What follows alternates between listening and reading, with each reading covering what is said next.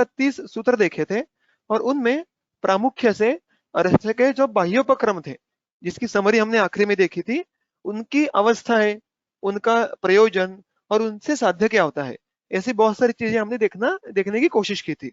और ये शस्त्र क्षार अग्निकर्म से लेके आखिरी का जो रक्त मोक्षण का उपक्रम है, वहां तक सारी चीजें देखने के बाद अंततः 30 सूत्रों के बाद शुरू होता है वो अर्श की आभ्यंतर चिकित्सा। अभी अर्श की आभ्यंतर चिकित्सा भी ग्रंथ ने कुछ अन्य प्रकरणों में उनका विभाजन किया है। हमने देखा था कि अर्श का जो एक बहुत बड़ा विभाजन है वो है शुष्क अर्श तथा श्राव्य अर्श। शुष्क अर्श मतलब रक्तस्राव या अन्य कोई भी स्राव वहां पे प्रधानता होता नहीं है, और श्राव्य अर्श में भिन्न भिन्न प्रकार का दुष्ट रक्त का प्रवर्तन देखने के लिए मिलता है। शुष्क अर्श में भी दोष प्राधान्य कफवात प्रधान रहता है, और उसकी भी दो अवस्थाएं देखी थी हमने शुरुआत में। दो अवस्थाएं भिन्न शकृत तथा गाढ़ शकृत। भिन्न, उसका शब्दशः अर्थ है टुकड़े टुकड़े होना। मतलब क्या? तो शकृत मतलब पुरुष ये बंधा हुआ होता नहीं है, संहत नहीं होता है, उसके टुकड़े होते हैं, या वो शिथिल हो सकता है या द्रव भी हो सकता है।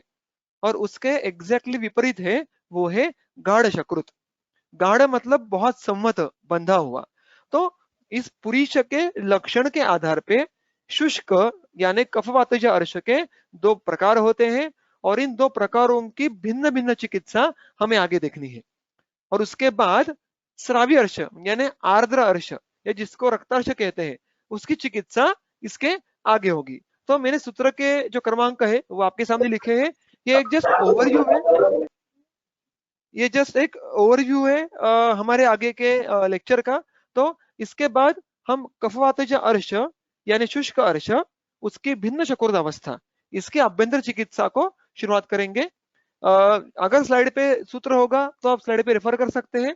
जब स्लाइड पे नोट्स होंगे और सूत्र नहीं होगा तो आपके सामने ग्रंथ में आप सूत्र देखिएगा। सूत्र क्रमांक 30 यहां से हम शुरू करेंगे। कफवातज अर्थात शुष्क अर्श और भिन्न शकृत। सूत्र पढ़ने से पहले एक सिंपल बात देख लेते हैं कि हमें इस अवस्था में एग्जैक्टली अचीव क्या करना है। कफवातज है मतलब हमें कफ और वात शमन करना पड़ेगा। उसके साथ साथ भिन्न शकृत है मतलब हमें पुरुष का संग्रहण करना पड़ेगा। और उसके साथ साथ हमें मंदाग्नि को ना भूल के दीपन कर्म भी करना पड़ेगा। हमें सबको याद होगा कि अर्श के संप्राप्ति का एक बहुत बड़ा अहम हिस्सा ये मंदाग्नि है। तो इन शॉर्ट कफवातग्न कर्म, ग्राही कर्म तथा दीपन कर्म, ये तीनों कर्म एक साथ करने वाला कोई द्रव्य होगा तो वो अर्श के इस अवस्था के लिए बहुत हितकर होने वाला है। और वो द्रव्य है तक्र। तक्र ही क्यों? तक्र जैसे और भी द्रव्य हो सकते हैं। तो इसी अध्याय में जो अंत में एक सूत्र आया है उसको मैं कोट करता हूं। सर्वेषु सर्व ऋतुषु कालशेयम अर्शसु बल्यम च मलापहम च। कालशेयम मतलब तक्र। तो तक्र ये इन सब कर्मों को करता ही है, लेकिन वो व्याधि प्रत्यनीक है। व्याधि प्रत्यनीक मतलब प्रभाव से वो अर्श के संप्राप्ति के विपरीत काम करता है, अर्श के सामान्य संप्राप्ति को भंग करने का काम करता है। और इसीलिए सारे अर्शों में, सब ऋतुओं में ऑब्वियसली कोई विशिष्ट विधि, संयोग, संस्कार करके हम तक्र का उपयोग कर सकते हैं। और उसमें वो दो प्रमुख कर्म करता है, बल्य कर्म करता है और मलापह मतलब मल को दूर करता है।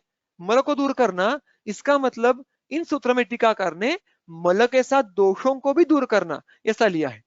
और इसीलिए स्पेशली भिन्न शकुर्त अवस्था में तक्र का रिलेवेंस बहुत ज्यादा है।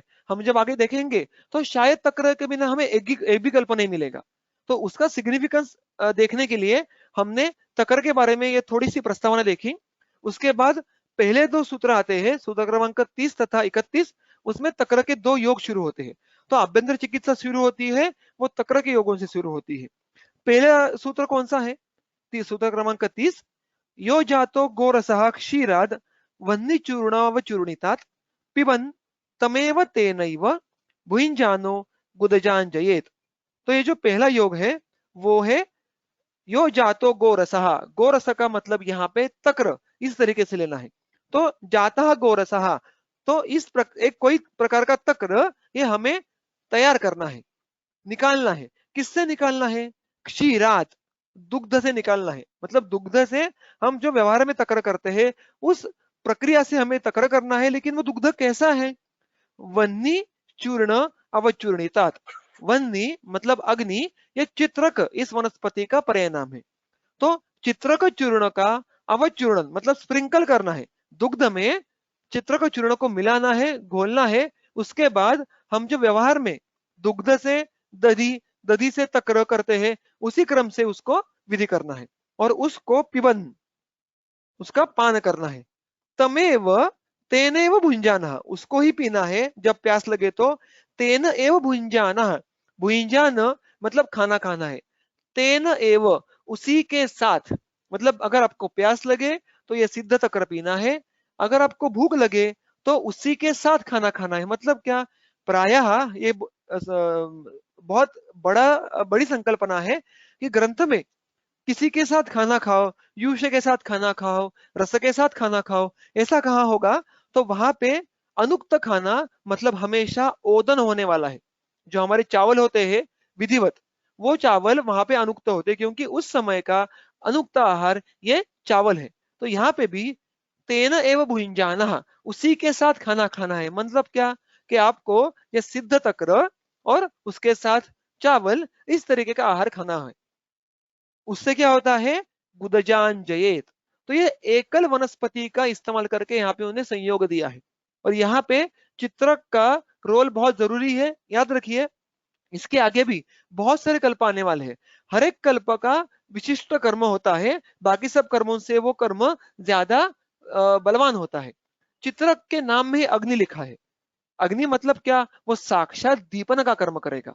तो जब हमें ऊपर में से दीपन कर्म अधिक चाहिए होगा, कफग्नत्व अधिक चाहिए होगा, तो हम इस योग का इस्तेमाल करेंगे। उसके बाद जो आगे का योग है वो है कोविदारस्य मूलानाम मथितेन रजः पिबन अश्नन जीर्णे च पथ्यानि मुच्यते हतनाम भी। मतलब क्या?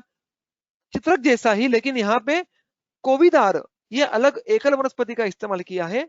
उसके मूल, कोविदारस्य मूलानाम, मूलों का क्या? रजहा, रज माने सूक्ष्म चूर्ण। तो कोविदार इस वनस्पति के मूल का सूक्ष्म चूर्ण मथितेन, मथित मतलब तक्र, तक्र में घोल के पी लेना है। तो यहाँ पे संस्कार कोई भी नहीं है, इस सिंपल संयोग है। तक्र लेना है, चूर्ण लेना है, उनको एक अच्छे से घोल के पिबन, पी लेना है। और जीर्णे अश्नन, जब ये तक्र पच जाए तो उसके बाद, जीर्णे मतलब तक्र पचने के बाद, अश्नंच पथ्यानि, पथ्य जो आहार है, तक्र के लिए जो पथ्यकारक आहार है उसका सेवन करना है। इससे क्या होता है? इससे भी मुच्यते हतनाम भी, हतनाम मतलब अर्श, अर्श से मुच्यते मतलब मुक्ति हो जाती है, अर्श ठीक हो जाएगा। अब यहाँ पे जब बोलेंगे कि गुदज ठीक होता है, अर्श ठीक होता है, तो हमें भूलना नहीं है कि हम शुष्क, कफवातज और भिन्न शकृत, इस विशिष्ट अर्श की अवस्था की बात कर रहे हैं। तो इस विशिष्ट अवस्था के बारे में अर्श ये साध्य हो जाएगा, ये याद रखो। अभी कोविदार ये कैसा है? ये तिक्त कषाय रस का है प्रधानतः। तो इसमें भी ये दीपन से ज्यादा ग्राही कर्म अच्छा करेगा, ये कफग्न कर्म भी अच्छा करेगा। तो इस तरीके से तारतम्य से हम अलग अलग योगों के बारे में पढ़ाई कर सकते हैं। और चूंकि इसका जो फलश्रुति है वो अलग अलग नहीं है, अर्श ठीक करेगा, अर्श ठीक करेगा, इतना ही है। लेकिन इस द्रव्यों के गुणों के बारे में, उनके संस्कार के बारे में जानकारी लेके हमें हर एक की अवस्था अलग अलग निकालना संभव है। उसका मैंने आपके सामने एक उदाहरण मात्र पेश किया है। उसके बाद जो सूत्र क्रमांक 32 है उसको हम देखेंगे। उसमें जो अवस्था है, हम पहले सूत्र पढ़ लेते हैं। गुदश्वयथु शूलार्तो मंदाग्नि गौल्मिकान पिबेत हिंगवादिन अणुतक्रम वा खादेत गुड़हरितकिम तक्रेण वा पिबेत पथ्या वेल्लाग्निकूटजत्वचः कलिंग मगध ज्योति सूरणान वा अंशवर्धितान कोष्णाम्बुना वा त्रिपटु व्योश हिंगु अम्लवेतसम। ये पूरा एक संच है हमारे इस आदर्श के चिकित्सा सूत्र का। उसकी अवस्था उन्होंने एक फर्स्ट लाइन में बोल दी है। वो क्या है? गुदश्वयथु शूलार्थः। तो गुद श्वयथु मतलब गुदशोथ तथा गुदशूल, और उससे आर्त रुग्ण, आर्त मतलब पीड़ित, ट्रबल्ड। तो ये सिविड दिखाता है कि शूल कितना है, तो शूल इतना है कि रुग्ण की इरिटेबिलिटी बहुत है, रुग्ण ये त्रस्त हो गया है। गुदश्वैतु शूलार्तो, उसके साथ मंदाग्नि ही, ये इस विशिष्ट अवस्था की शुरुआत है। तो अगर ऐसी अवस्था आपको व्यवहार में मिल गई, रुग्ण आपके पास आ गया, उसका जड़ शक्ति बिल्कुल कम है, उसका शुद्ध बोध भी उसको ढंग से नहीं है, उसको गुद शूल है, और परीक्षण पश्चात या रुग्ण खुद स्पर्शगम्य शोथ की प्रचिति आपको बता रहा है। अगर ऐसा होगा तो उसकी चिकित्सा क्या करनी है? तो सबसे पहले उन्होंने कहा है गौलमिकान पिबेत हिंगवादिन, यहां में विराम लेना है। गौलमिकान पिबेत हिंगवादिन मतलब क्या? तो गुल्म, इस चिकित्सा में जो हिंगवादी इत्यादि चूर्ण आए हैं, उन चूर्णों का पान करना है। अभी गुलमादी के हिंगवादी चूर्णों का यहाँ पे जिक्र क्यों आया? उसके पहले हम देख लेते कि हमें करना क्या होगा एग्जैक्टली। तो यहाँ पे गुदशोथ है, गुदशूल है और मंदाग्नि है। तो ऑब्वियसली हमें कफग्न काम करना है, क्योंकि भूलो मत ये शुष्क अर्श है। अगर अर्श शुष्क है, कफवातज है, तो कफग्न, वातानुलोमन, ये काम तो करना पड़ेगा। गुदशूल है तो वातानुलोमन की आवश्यकता तो और बढ़ गई। उसके साथ साथ विबंध भी दूर करना पड़ेगा। विबंध ये भी शूल का एक संप्राप्ति का एक स्टेज होती है। तो विबंध, उसके साथ अनुलोमन, ये बहुत नजदीकी चीजें हैं। उसके साथ साथ दीपन कर्म, ऑब्वियसली क्योंकि मंदाग्नि है और भिन्न चक्रुत अवस्था होने की वजह से संग्राही कर्म करना है। तो इसके आगे के जो 3 सूत्र है, इन सारे योगों में ये सारे कर्मों को कम अधिक पैमाने पे करने का कर्तृत्व योगों को दिया हुआ है। उसके सबसे पहले जो चीज दी है वो है गुल्म चिकित्सा में दिए हुए हिंगवादी चूर्ण। तो अब अगर गुल्म चिकित्सा जो अष्टांग रुद्र है, चिकित्सा स्थान 14वां अध्याय, उसमें सूत्र क्रमांक 31 से 38 तक कुल 6 योग दिए हैं जो चूर्ण योग है। इसमें से जो कुछ प्रसिद्ध योग हैं, जो आप हमको सबको पता होते हैं, जो व्यवहार में मिलते भी है, इस्तेमाल भी करते हैं, उनके मैंने नाम यहाँ पे लिखे हैं। हर चूर्ण के बारे में जानकारी लेना ये हमारे लिए संभव नहीं है, इसलिए मैंने यहाँ पे मात्र उल्लेख किया है। वो चूर्ण कौन से हैं? हिंगवादी या हिंगुवचादी चूर्ण, वैश्वानर चूर्ण, हिंगवष्टक चूर्ण इत्यादि। ये सारे हिंगवष्टक और हिंगुवचादी तो हम सबको पता होंगे।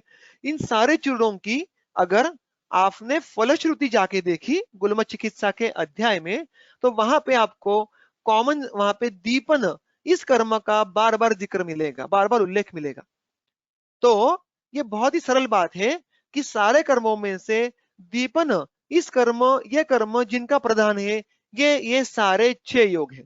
वैश्वानर चूर्ण, नाम में ही वैश्वानर माने अग्नि, तो नाम में ही उसके अग्नि है। तो समझो गुदश्वयथु, गुदशूल और मंदाग्नि, इसमें भी मंदाग्नि तीव्र है। आपको पहले दीपन ये कर्म आपको अचीव करना है, और बाकी कर्म कंपैरेटिवली सेकेंडरी होंगे। तो आपका ड्रग ऑफ चॉइस गुल्म चिकित्सा के इन 6 कल्पों में से होगा।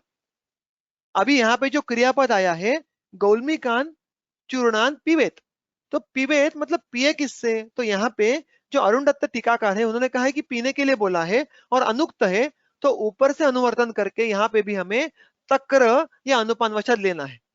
तो यहाँ पे तक्र का पान करना है अनुपान वशात, जिससे ये चूर्णों का गामित्व अर्श की संप्राप्ति तरफ हो जाएगा। तो मात्र अनुपान बदलने की वजह से हम व्याधि का योग का इस्तेमाल अलग व्याधि के संप्राप्ति में कर सकेंगे। गुल्म में अनुपान वशात इन व्याधियों के अनुपान तक्र नहीं आता है, लेकिन इन कल्पों का अनुपान तक्र नहीं आता है, लेकिन इन कल्पों का अनुपान तक्र यह अर्श में देने की वजह से अर्श प्रत्यनिक कर्म होगा। ये बात यहाँ पे जानना जरूरी है।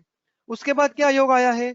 अनुतक्रम व खादेत गुड़ हरितकिम, सिंपल योग है, गुड़ और हरितकी बस, और उसका अनुपान तक्र है। अभी गुड़ हरितकी ये योग चिकित्सा में अलग अलग जगह पे आता है, उसकी भी अगर हमें विषय अवस्था देखनी हो तो हमें एक अलग रेफरेंस देखना पड़ता है। बहुत ही सरल लेकिन बहुत ही सुंदर रेफरेंस है, संदर्भ है, जो है शोथ अधिकरण का।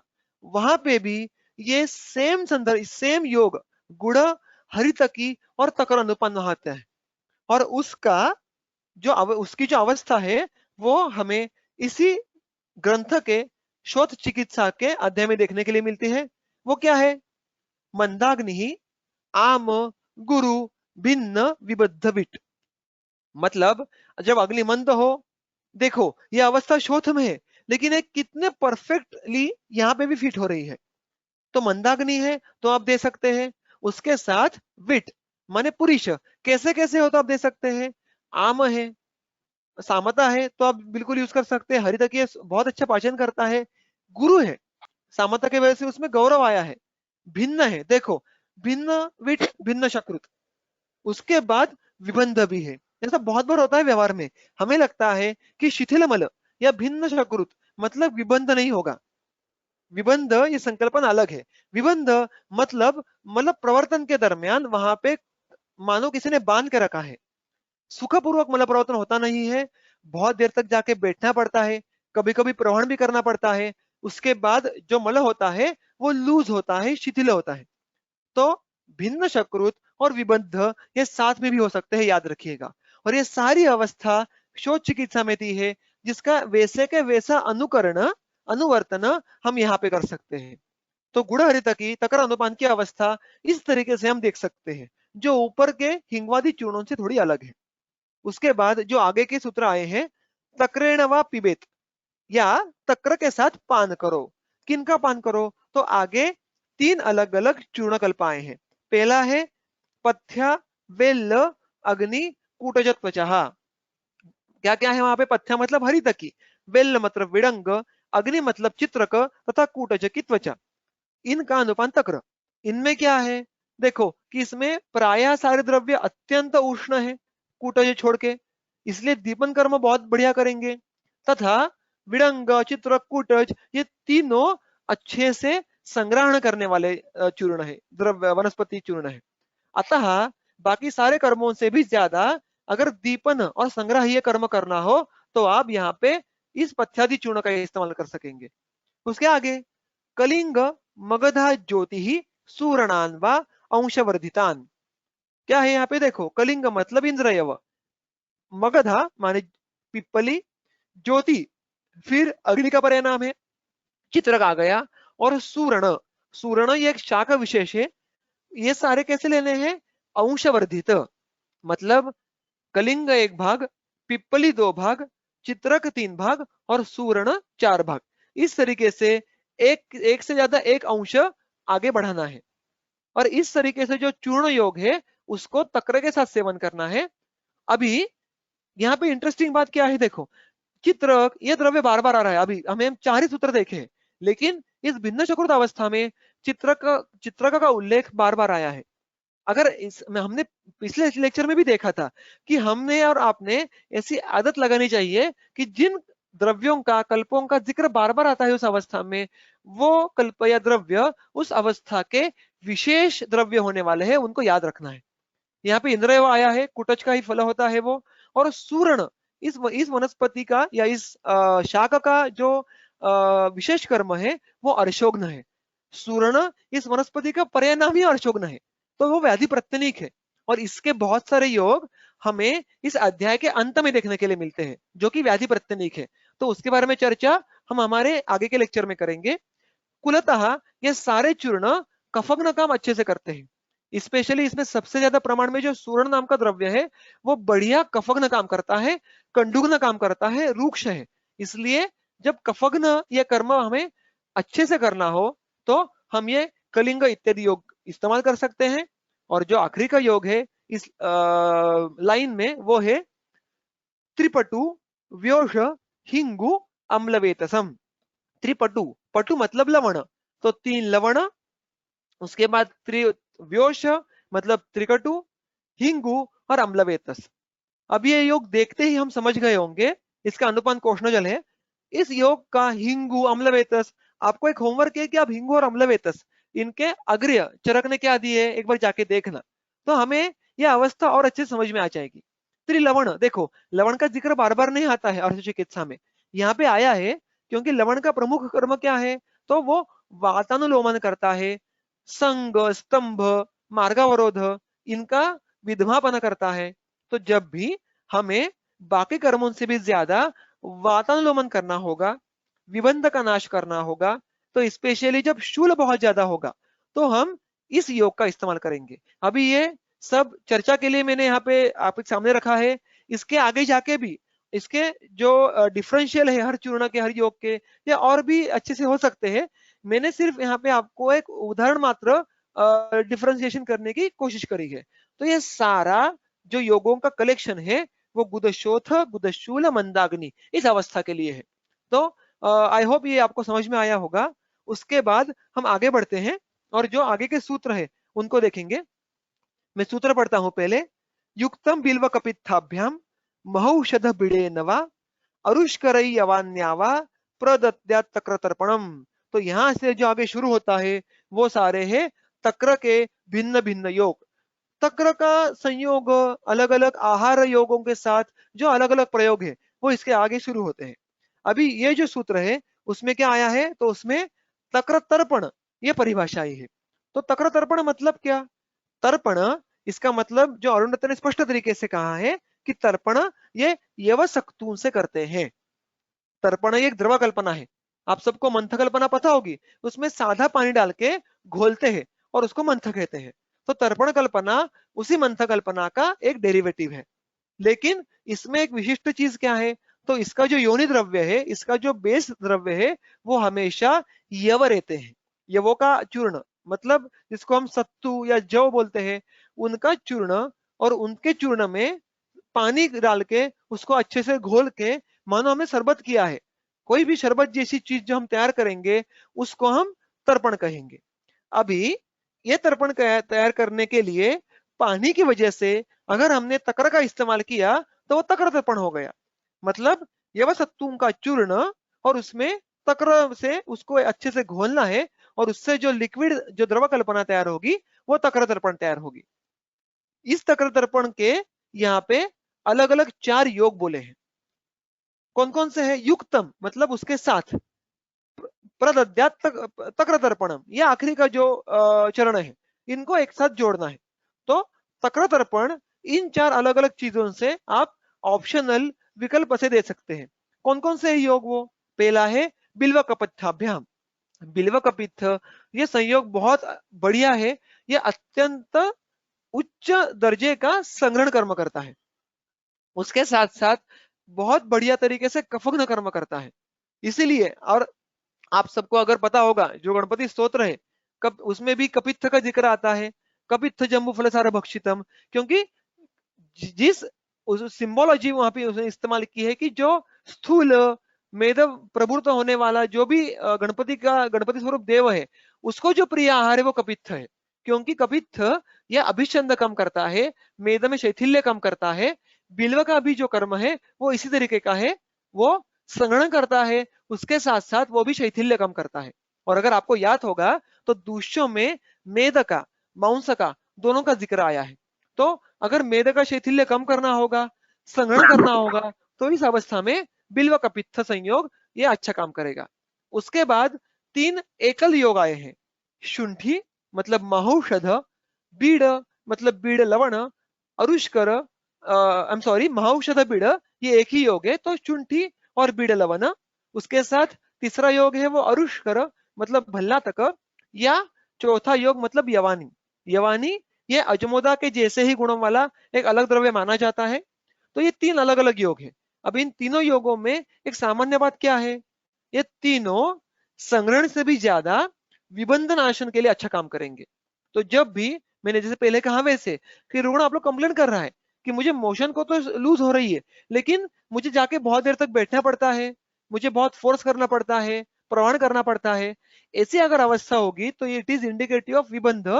तो नीचे के 3 में से आप कोई विशिष्ट योग आप वहां पे इस्तेमाल कर सकते हैं। इसमें सिर्फ मैं भल्ला तक का एक उदाहरण लूंगा।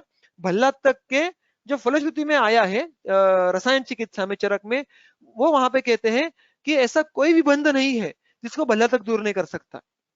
तो विबंध नाशन का सबसे श्रेष्ठ द्रव्य ये भल्ला तक है, और उसका भी वहां पे उन्होंने उल्लेख ये किया है। उसके साथ साथ शुष्क अर्श में हम इस चिकित्सा स्थान के अगर आखिरी के कुछ सूत्र पढ़े तो वहां पे स्पष्ट तरीके से वाग्भट जी ने कहा है कि शुष्क अर्श में भल्लातक द्रव्य सबसे श्रेष्ठ है।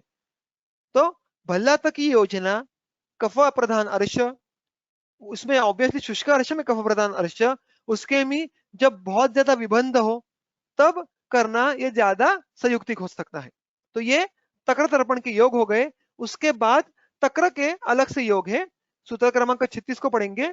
दद्याद्वा हपुषा हिंगु चित्रकम तक्र संयुतम मासम तक्रानुपानानि पिबेत पीलु फलानि वा। तो यहाँ पे क्या दिए हैं, दो संयोग है, या आप ये भी संयोग का इस्तेमाल कर सकते हैं। हपुषा, हिंगु और चित्रक, इन वनस्पतियों के साथ तक्र पीना है, या मासम तक्रानुपानानि पिबेत पीलु फलानि वा। पीलू नाम का फल है, वो कैसा कहा गया है, तो उसको भेदन, स्रंसन इस तरीके का फल कहा गया है। तो जब भी विबंधन कर्म करना हो तो इन पीलू का फलों का सेवन करने के लिए बोला है, और उनके अनुपान वशात तकर का सेवन करने के लिए बोला है। और इस विधि को कितने काल तक सेवन करना है, तो मासम मतलब 1 मास तक, जब भी शुद्धबोध हो जाए तो पीलू फल सेवन करने हैं, उसके बाद तक्र पीना है। ऐसे करे तो आप तो भी आपको जो भिन्न शकृत की अर्श की अवस्था है उससे आराम मिलना शुरू हो जाएगा। तो ये अलग अलग तक्र के संयोग के तक्र के संयोग हमें देखे यहाँ पे।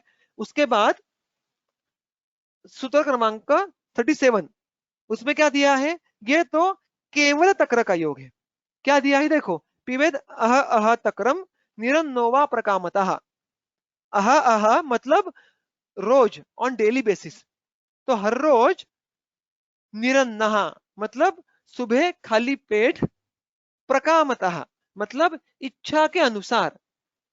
ये रोज जब आपको खाली पेट, ऑब्वियसली जब शुद्धबोध हो जाए आपको, तो अन्न के बजाय आप सिर्फ तक्रपान कर सकते हैं। कितना कर सकते हैं, प्रकामतः इच्छा के अनुसार। कामना मतलब इच्छा। अब यहाँ पे इच्छा का मतलब क्या, तो उस रुग्ण को, जो भी अर्श का रुग्ण है, जितना तक्र सेवन करने के बाद वो अच्छे से उसको जरण कर पाएगा, उसको जो भी अति मात्रा के दोष होंगे, हृदय गौरव होता है या उदर गौरव हो जाएगा, ऐसे बहुत सारी चीजें हैं, वो उत्पन्न नहीं होगी, उसका जरण अच्छे से हो जाएगा। सो ये कामना ये उस रुग्ण की है, it is not just a simple desire. लेकिन इसका यहाँ पे मतलब क्या है कि इसकी मात्रा ये व्यक्ति सापेक्ष अलग अलग हो सकती है। लेकिन the crux of the story is, whenever the patient is hungry, rather than having the food, उसने तक्र का पान करना है, बस सिंपल तक्र। यहाँ पे तक्र का इतना इंपॉर्टेंस क्यों दिया है ज्यादा उन्होंने, तो उसका उन्होंने आगे रिलेवेंस कहा दिया है कि ये स्पेशली उनमें करना है अत्यर्थ मंद कायाग्नि। तो इसमें उन्होंने ग्रेडेशन किया है कि मंदाग्नि तो है ही अर्श में, लेकिन वो मंदाग्नि ये अत्यर्थ हो, उसकी अगर सिविरिटी, ग्रेडेशन ये बहुत ज्यादा हो। वो सिंपल सिंपल लघु चीजें, उष्णोदक होगा, लाजा होगी, या बहुत लघु से लघु चीजें हैं, उनको भी पचाने में उसको अगर बहुत कष्ट हो रहे हो, तो वहां पे बाकी सब छोड़ के तक्रम एव अवचारयेत। सूत्र क्या बोला है, अत्यर्थम मंद कायाग्ने है तक्रम एव अवचारयेत। तक्रम एव, एव इसके मैंने यहाँ पे अंडरलाइन किया है इस शब्द को।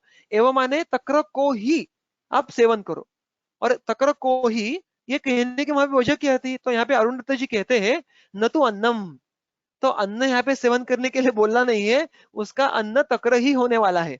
जब तक अग्नि का बल ना बढ़ जाए तब तक तक्र यही उसका आहार होने वाला है। और इस तरीके से कहा कब तक करना है, तो सप्ताहम वा दशाहम वा मासार्धम मासमेव वा बल काल विकारज्ञो विषप तक्रम प्रयोजयेत। सूत्र क्रमांक 38। तो 7 दिन या 10 दिन या अर्ध मास मतलब 15 दिन या 1 मास तक, 30 दिन तक आप सिर्फ रुग्ण को तक्र पे ही रहने के लिए बोल सकते हैं।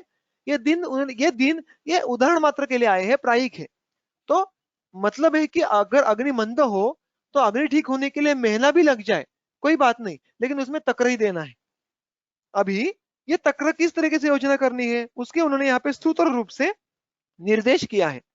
बल काल विकारज्ञो, बल के बारे में पता होना चाहिए, रुग्ण बल और दोष बल दोनों के बारे में, और काल कौन सा है। क्यों काल कौन सा है, क्योंकि हमें सबको पता है कि प्रायः स्वस्थ वृत्त में तक्र के उष्ण होने की वजह से ग्रीष्म तथा शरद ऋतु में तक्र सेवन निषिद्ध कहा गया है।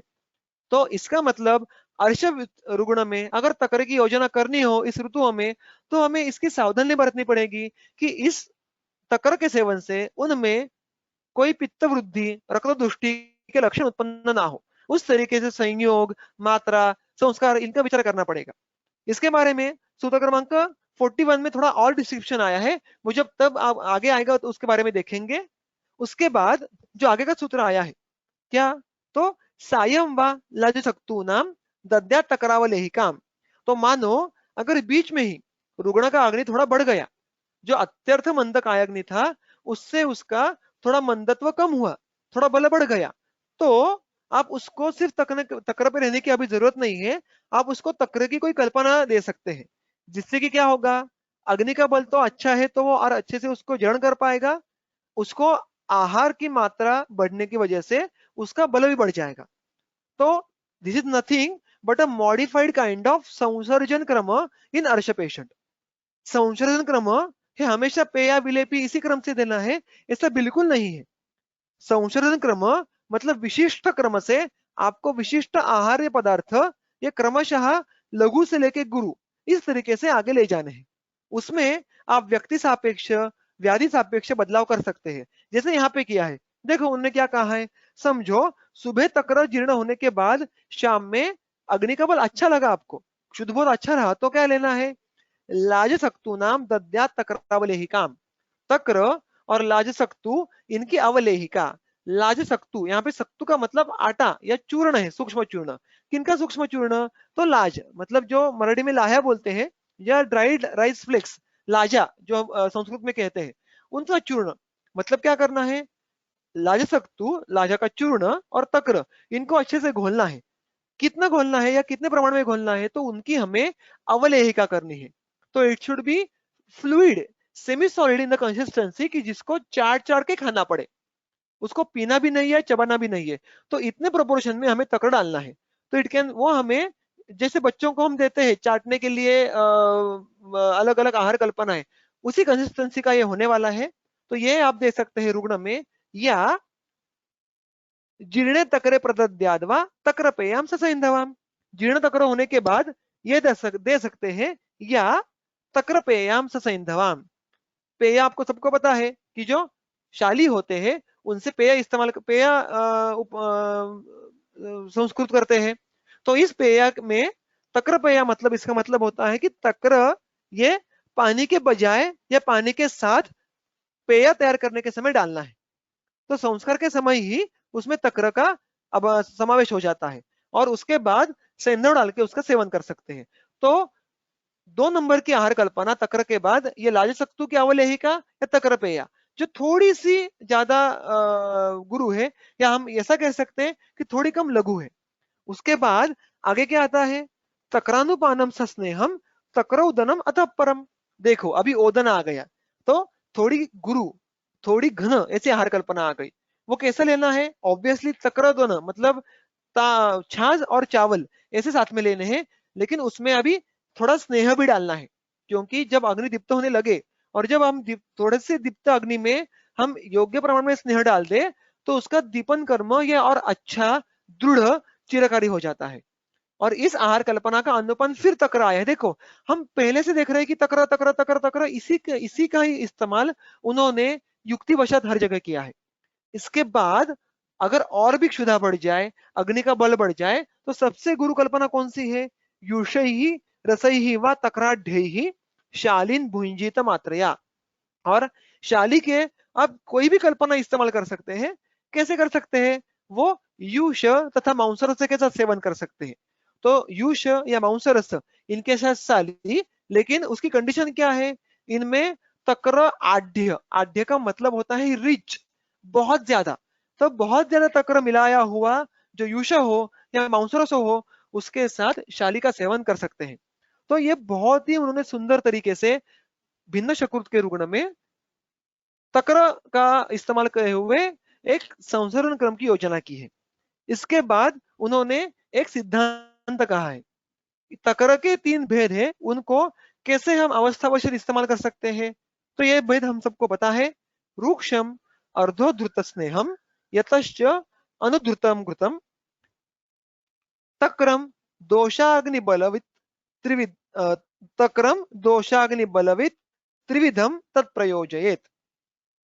मतलब क्या, वृक्ष, अर्धोधृत स्नेह तथा अनुधृतम घृतम, ये तीन उसकी अवस्थाएं हैं। जो हम जब उसमें मंथन करते हैं तक्र का, तो उसमें से अगर मक्खन पूरा का पूरा निकाला तो वो क्या होने वाला है, रूक्ष होने वाला है। जब तक्र से उसका पूरा सार स्नेह भाग यानी कि नवनीत अगर हम दूर निकालेंगे तो जो बच जाएगा वो रूक्ष हो जाएगा। अगर उस पूरे स्नेह को निकालने के बजाय हमने आधा ही मक्खन निकाला, आधा ही स्नेह निकाला, तो वो अर्धोदूत स्नेह हो जाएगा। और अगर हमने उसमें से कुछ भी स्नेह नहीं निकाला, उसमें स्नेह वैसे की वैसे रखा, तो वो अनुद्रुतम हो जाएगा। ये तीन प्रकार के तक्र है।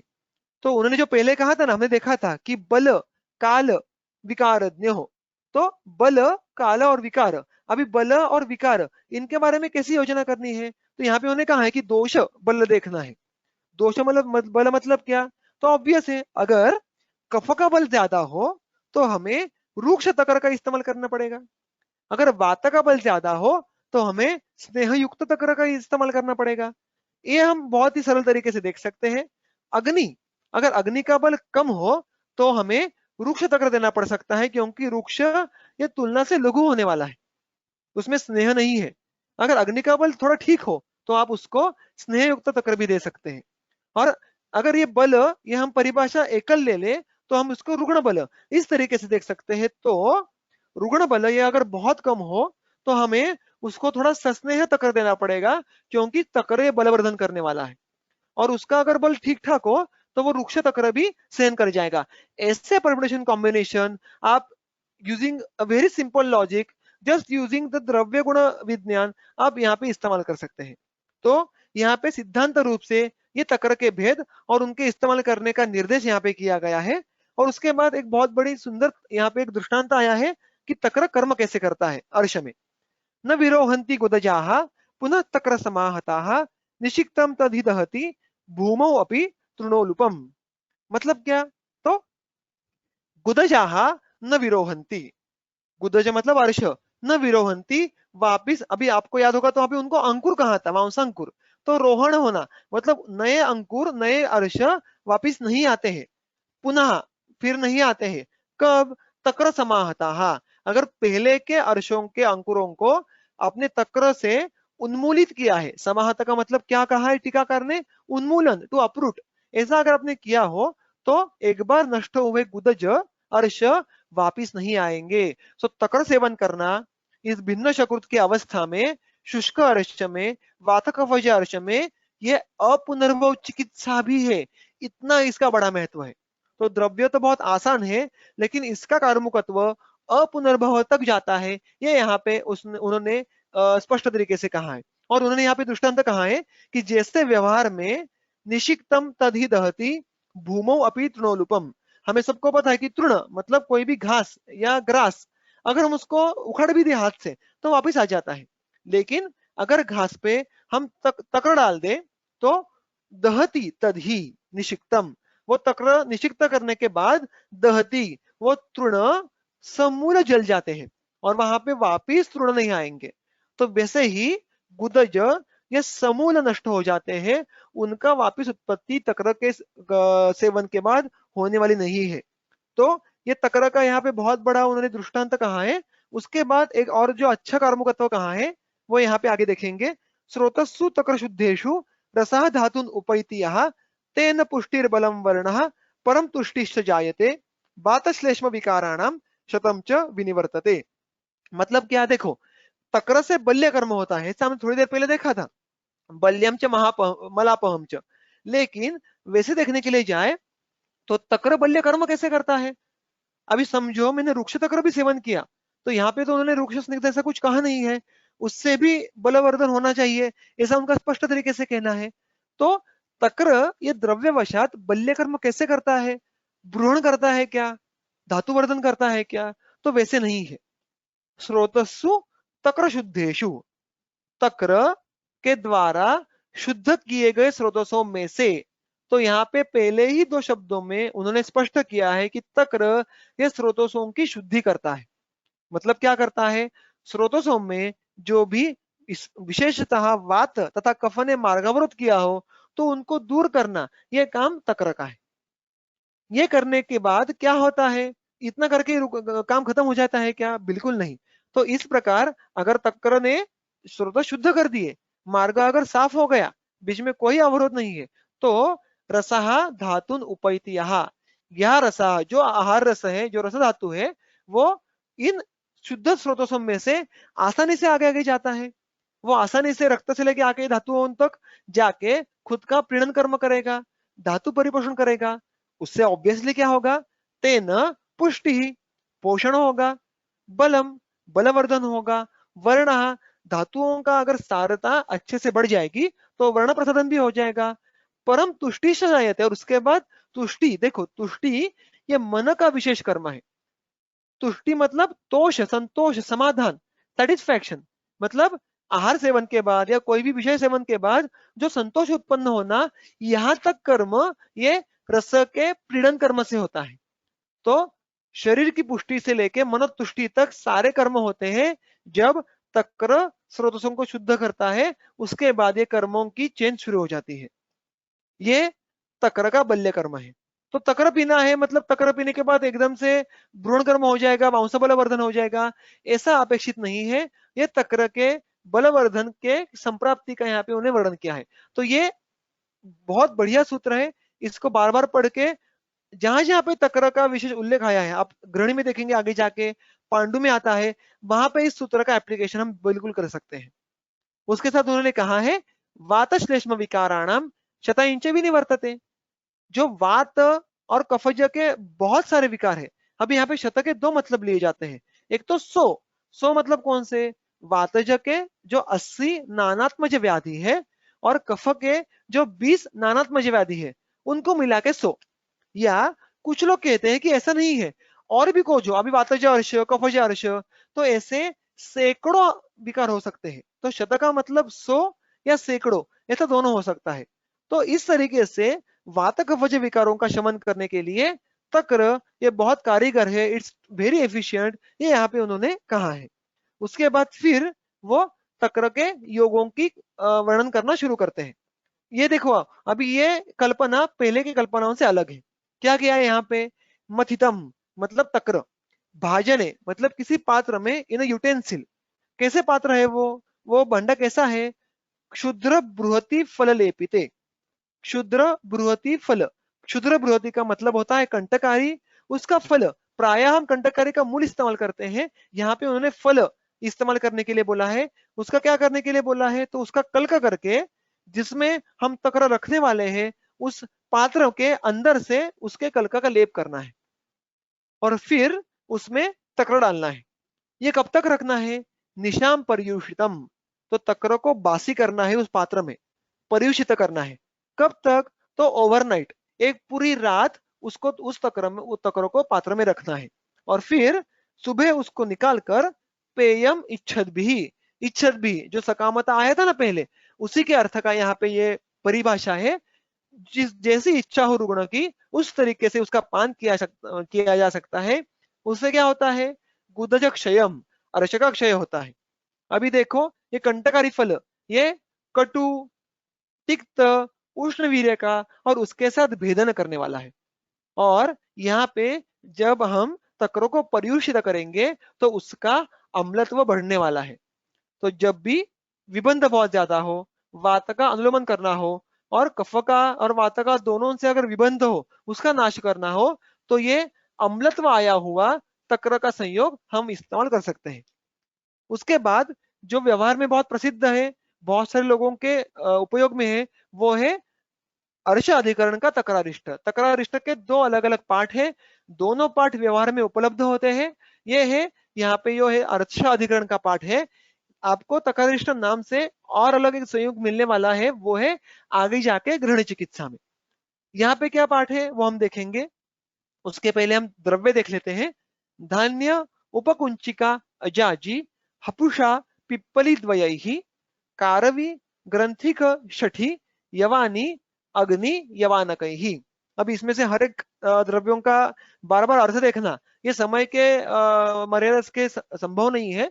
तो ये सारे द्रव्य आपको पता है, यवानक, ये जो आखिरी वाला जो द्रव्य है उसका मतलब टीकाकार ने अजमोदा कहा है, और यवानी यहाँ पे अलग से दी हुई है। तो इन सारों का चूर्णित ही, चूर्ण लेना है। ये सारे द्रव्य कैसे है देखो, सारे द्रव्य कटु रस प्रधान, उष्ण वीर्य के, प्रायः कटु विपाकी, और उसके साथ साथ प्रायः रूक्ष गुण प्रधान है। तो इनका कर्म क्या होगा ऑब्वियसली, तो दीपन कर्म ये इनका प्रधान कर्म है। उसके साथ साथ ये वातानुलोमन करने की भी क्षमता रखते हैं, लेकिन उनको हमें आगे जाके संस्कार करना है। इनका हमें चूर्णों का घृतपात्रस्थम नाट्यम्लम तक्रमासुतम, तक्र के साथ उसका संयोग करना है। वो तक्र कैसा है, नाट्यम्लम, बहुत ज्यादा अम्ल नहीं है, मतलब मधुर भी नहीं है, अम्ल भी नहीं है, वो बीच के स्टेज में है। उसको किसमें डालना है, पात्रस्थम, पात्र में। कैसा पात्र, घृत पात्रस्थम, मतलब जिस पात्र को अंदर से घृत का लेप किया है उस पात्र में तक्र को रख देना है। और आसुतम, तक्र खुद अम्ल रसात्मक होने की वजह से यहाँ पे उसको, जिसको हम व्यवहार में संधान करना कहते हैं ना, उसके लिए यहाँ पे कुछ अलग डालने की जरूरत नहीं है। सिर्फ तक्र और ये सारे चूर्ण, इनको इस पात्र में रख के आसुत करना है। उसकी आसुत ये प्रक्रिया ऑटोमेटिकली होने वाली है। अभी यहाँ पे उन्होंने परिमाण बोले नहीं है, तो टीकाकार कहते हैं कि वृद्ध वैद्य परंपरा से ट्रेडिशनली हमें तक्र को 100 पल लेना है और हर एक चूर्णों को एक एक पल लेना है। एक टीका में आपको मिलता है। अभी इसका सेवन इत्यादि के बारे में क्या निर्देश है, तो उन्होंने कहा है तकरारिष्टम, इस तरीके का तकरारिष्ट, देखो सिर्फ तक्र था, उसका आसुत होने के बाद अरिष्ट कल्पना हो गई। अरिष्ट कल्पना ये कैसी है, ये भी अम्ल रसत्म प्रधान है, बहुत ही सूक्ष्म है, व्यवायी है, विशेषतः कफग्न है। तो ऐसा होने की वजह से ये तकरारिष्ट ये कैसे होता है, देखो व्यक्ताम्ल, जो पहले नाट्यम्ल था ना वो कैसे हो गया व्यक्ताम्ल। अभी उसकी खटास ये बहुत ज्यादा बढ़ गई है। और कटु, क्योंकि उसमें सारे चूर्ण पहले से कटु है, और उसका सेवन, उसका पान कैसे करना है, कामतः। देखो फिर वो परिभाषा आई है कामतः। और इसके कर्म क्या क्या है, दीपनम, रोचनम, वर्ण्यम, कफवातानुलोमनम, गुदश्वयथु कण्वर्ति, नाशनम बलवर्धनम। सादी सरल फलश्रुति है इसमें से। फिर अगर हम हर एक कल्प के बारे में आराम से देखने के लिए समय अगर इस्तेमाल करें तो हमारा चिकित्सा खत्म होने के लिए बहुत समय लग जाएगा। तो इसमें से सिर्फ जो थोड़े स्पेसिफिक फलश्रुतियों की चीजें हैं वो हम देखते हैं। कफ वातानुलोमनम, वातानुलोमनम यहाँ तक तो ठीक है, लेकिन कफ को भी अनुलोमन, इस उन्होंने कर्म का विशेषण ये जोड़ा है यहाँ पे। तो कफ का अनुलोमन मतलब क्या, हमें सबको पता है कि बहुत बार पिच्छास्राव होता है, प्रवाहिका होती है। रुग्ण कहता है कि मल के साथ या मल के बाद बहुत बार स्त्यान, पिच्छिल, ऐसे कफ का पतन होता है। हाथ को, उसको गुदा के आसमंत में मल प्रवर्तन के बाद कुछ तो पिच्छा के जैसे फेनिल ऐसे द्रव्य की प्रचिति होती है। तो that is the indicative of kapha sanchiti in the pakvashaya. तो ऐसा अगर दुष्ट कफ पक्वाशय में हो तो उस कफ का शमन करने के बजाय उसको कटु, अम्ल, इस प्रकार के रस प्रधान अरिष्ट कल्पना से उसकी दुष्टि कम करके, उसका विलयन करके, उसमें जो स्त्यानता है, पैच्छिल्य है, उसको कम करके, स्त्यानता पैच्छिल्य कम होने के बाद क्या हो जाएगा, वो अगर अंदर पक्वाशय के अंदर आशय को चिपका होगा तो उसका संग दूर हो जाएगा और वो मल मार्ग से बाहर निकल जाएगा। तो ये अचीव करने की क्षमता तकरारिष्ट रखता है।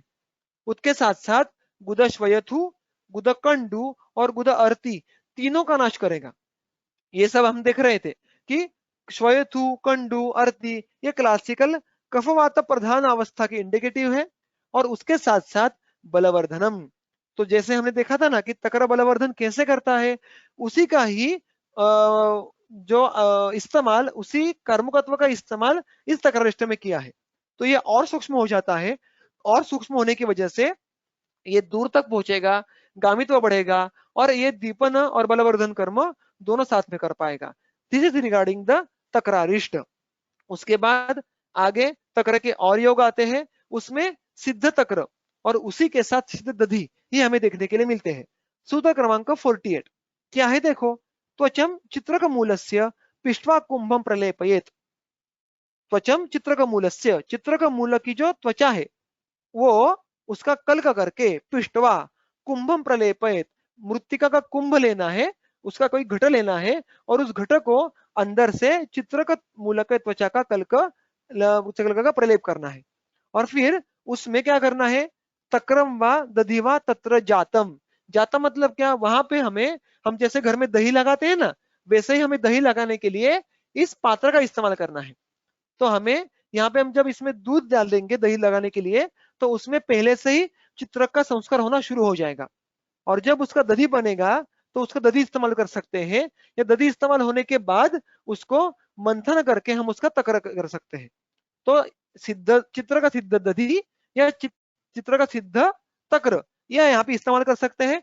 दोनों कैसे हैं, अर्शोहरम, अभी ऑब्वियस है, तक्र इस्तेमाल कब करेंगे, प्रायः कफ प्रधान वातानुबंधी अवस्था हो तो तक्र काम में आएगा। अगर भिन्न शकुरुत यह अवस्था ज्यादा एलाबोरेट हो तो ग्राही कर्म के लिए तक्र काम में आएगा। अगर वाता प्रधान अवस्था हो तो दधी काम में आएगा। अगर विबंध ज्यादा हो तो भी दधी काम में आएगा। तो इस तरीके से डिफरेंशियल हम बिल्कुल कर सकते हैं। अभी उसके आगे का जो सूत्र है, भार्ग्या स्फोता मृता पंच कोलेशु अपि एषः संविधि। भंगी, अस्फोता, अमृता, पंचकोल, ऐसे यहाँ पे अलग अलग वनस्पति या वनस्पति योग यहाँ पे कहे गए हैं।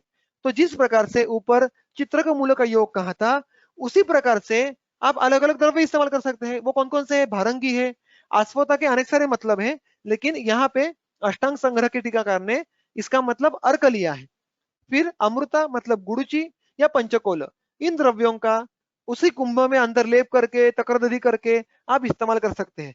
अभी ये सारा हमारा होमवर्क होगा कि भारंगी कब, अर्क कब, गुड़ची कब, इसके लिए हमें उस द्रव्यों की पढ़ाई करनी पड़ेगी। तो ये हम हमारे खुद के होमवर्क के लिए अभी फिलहाल के लिए छोड़ देंगे। तो I hope this is very clear to you. उसके बाद जो आता है सूत्र क्रमांक 50 और 51, उसमें गजकणादि योग है, वो पढ़ते हैं। पिष्टैः गजकणा पाठा कारवी पंचकोलकैः तुम्बरु अजाजी धनिका बिल्व मध्यैश्च कल्पयेत् फलाम्लान यमक स्नेहान पेयायुष रसादिकान एभि एव औषधैः साध्यम वारी सर्पिष्य दीपनम।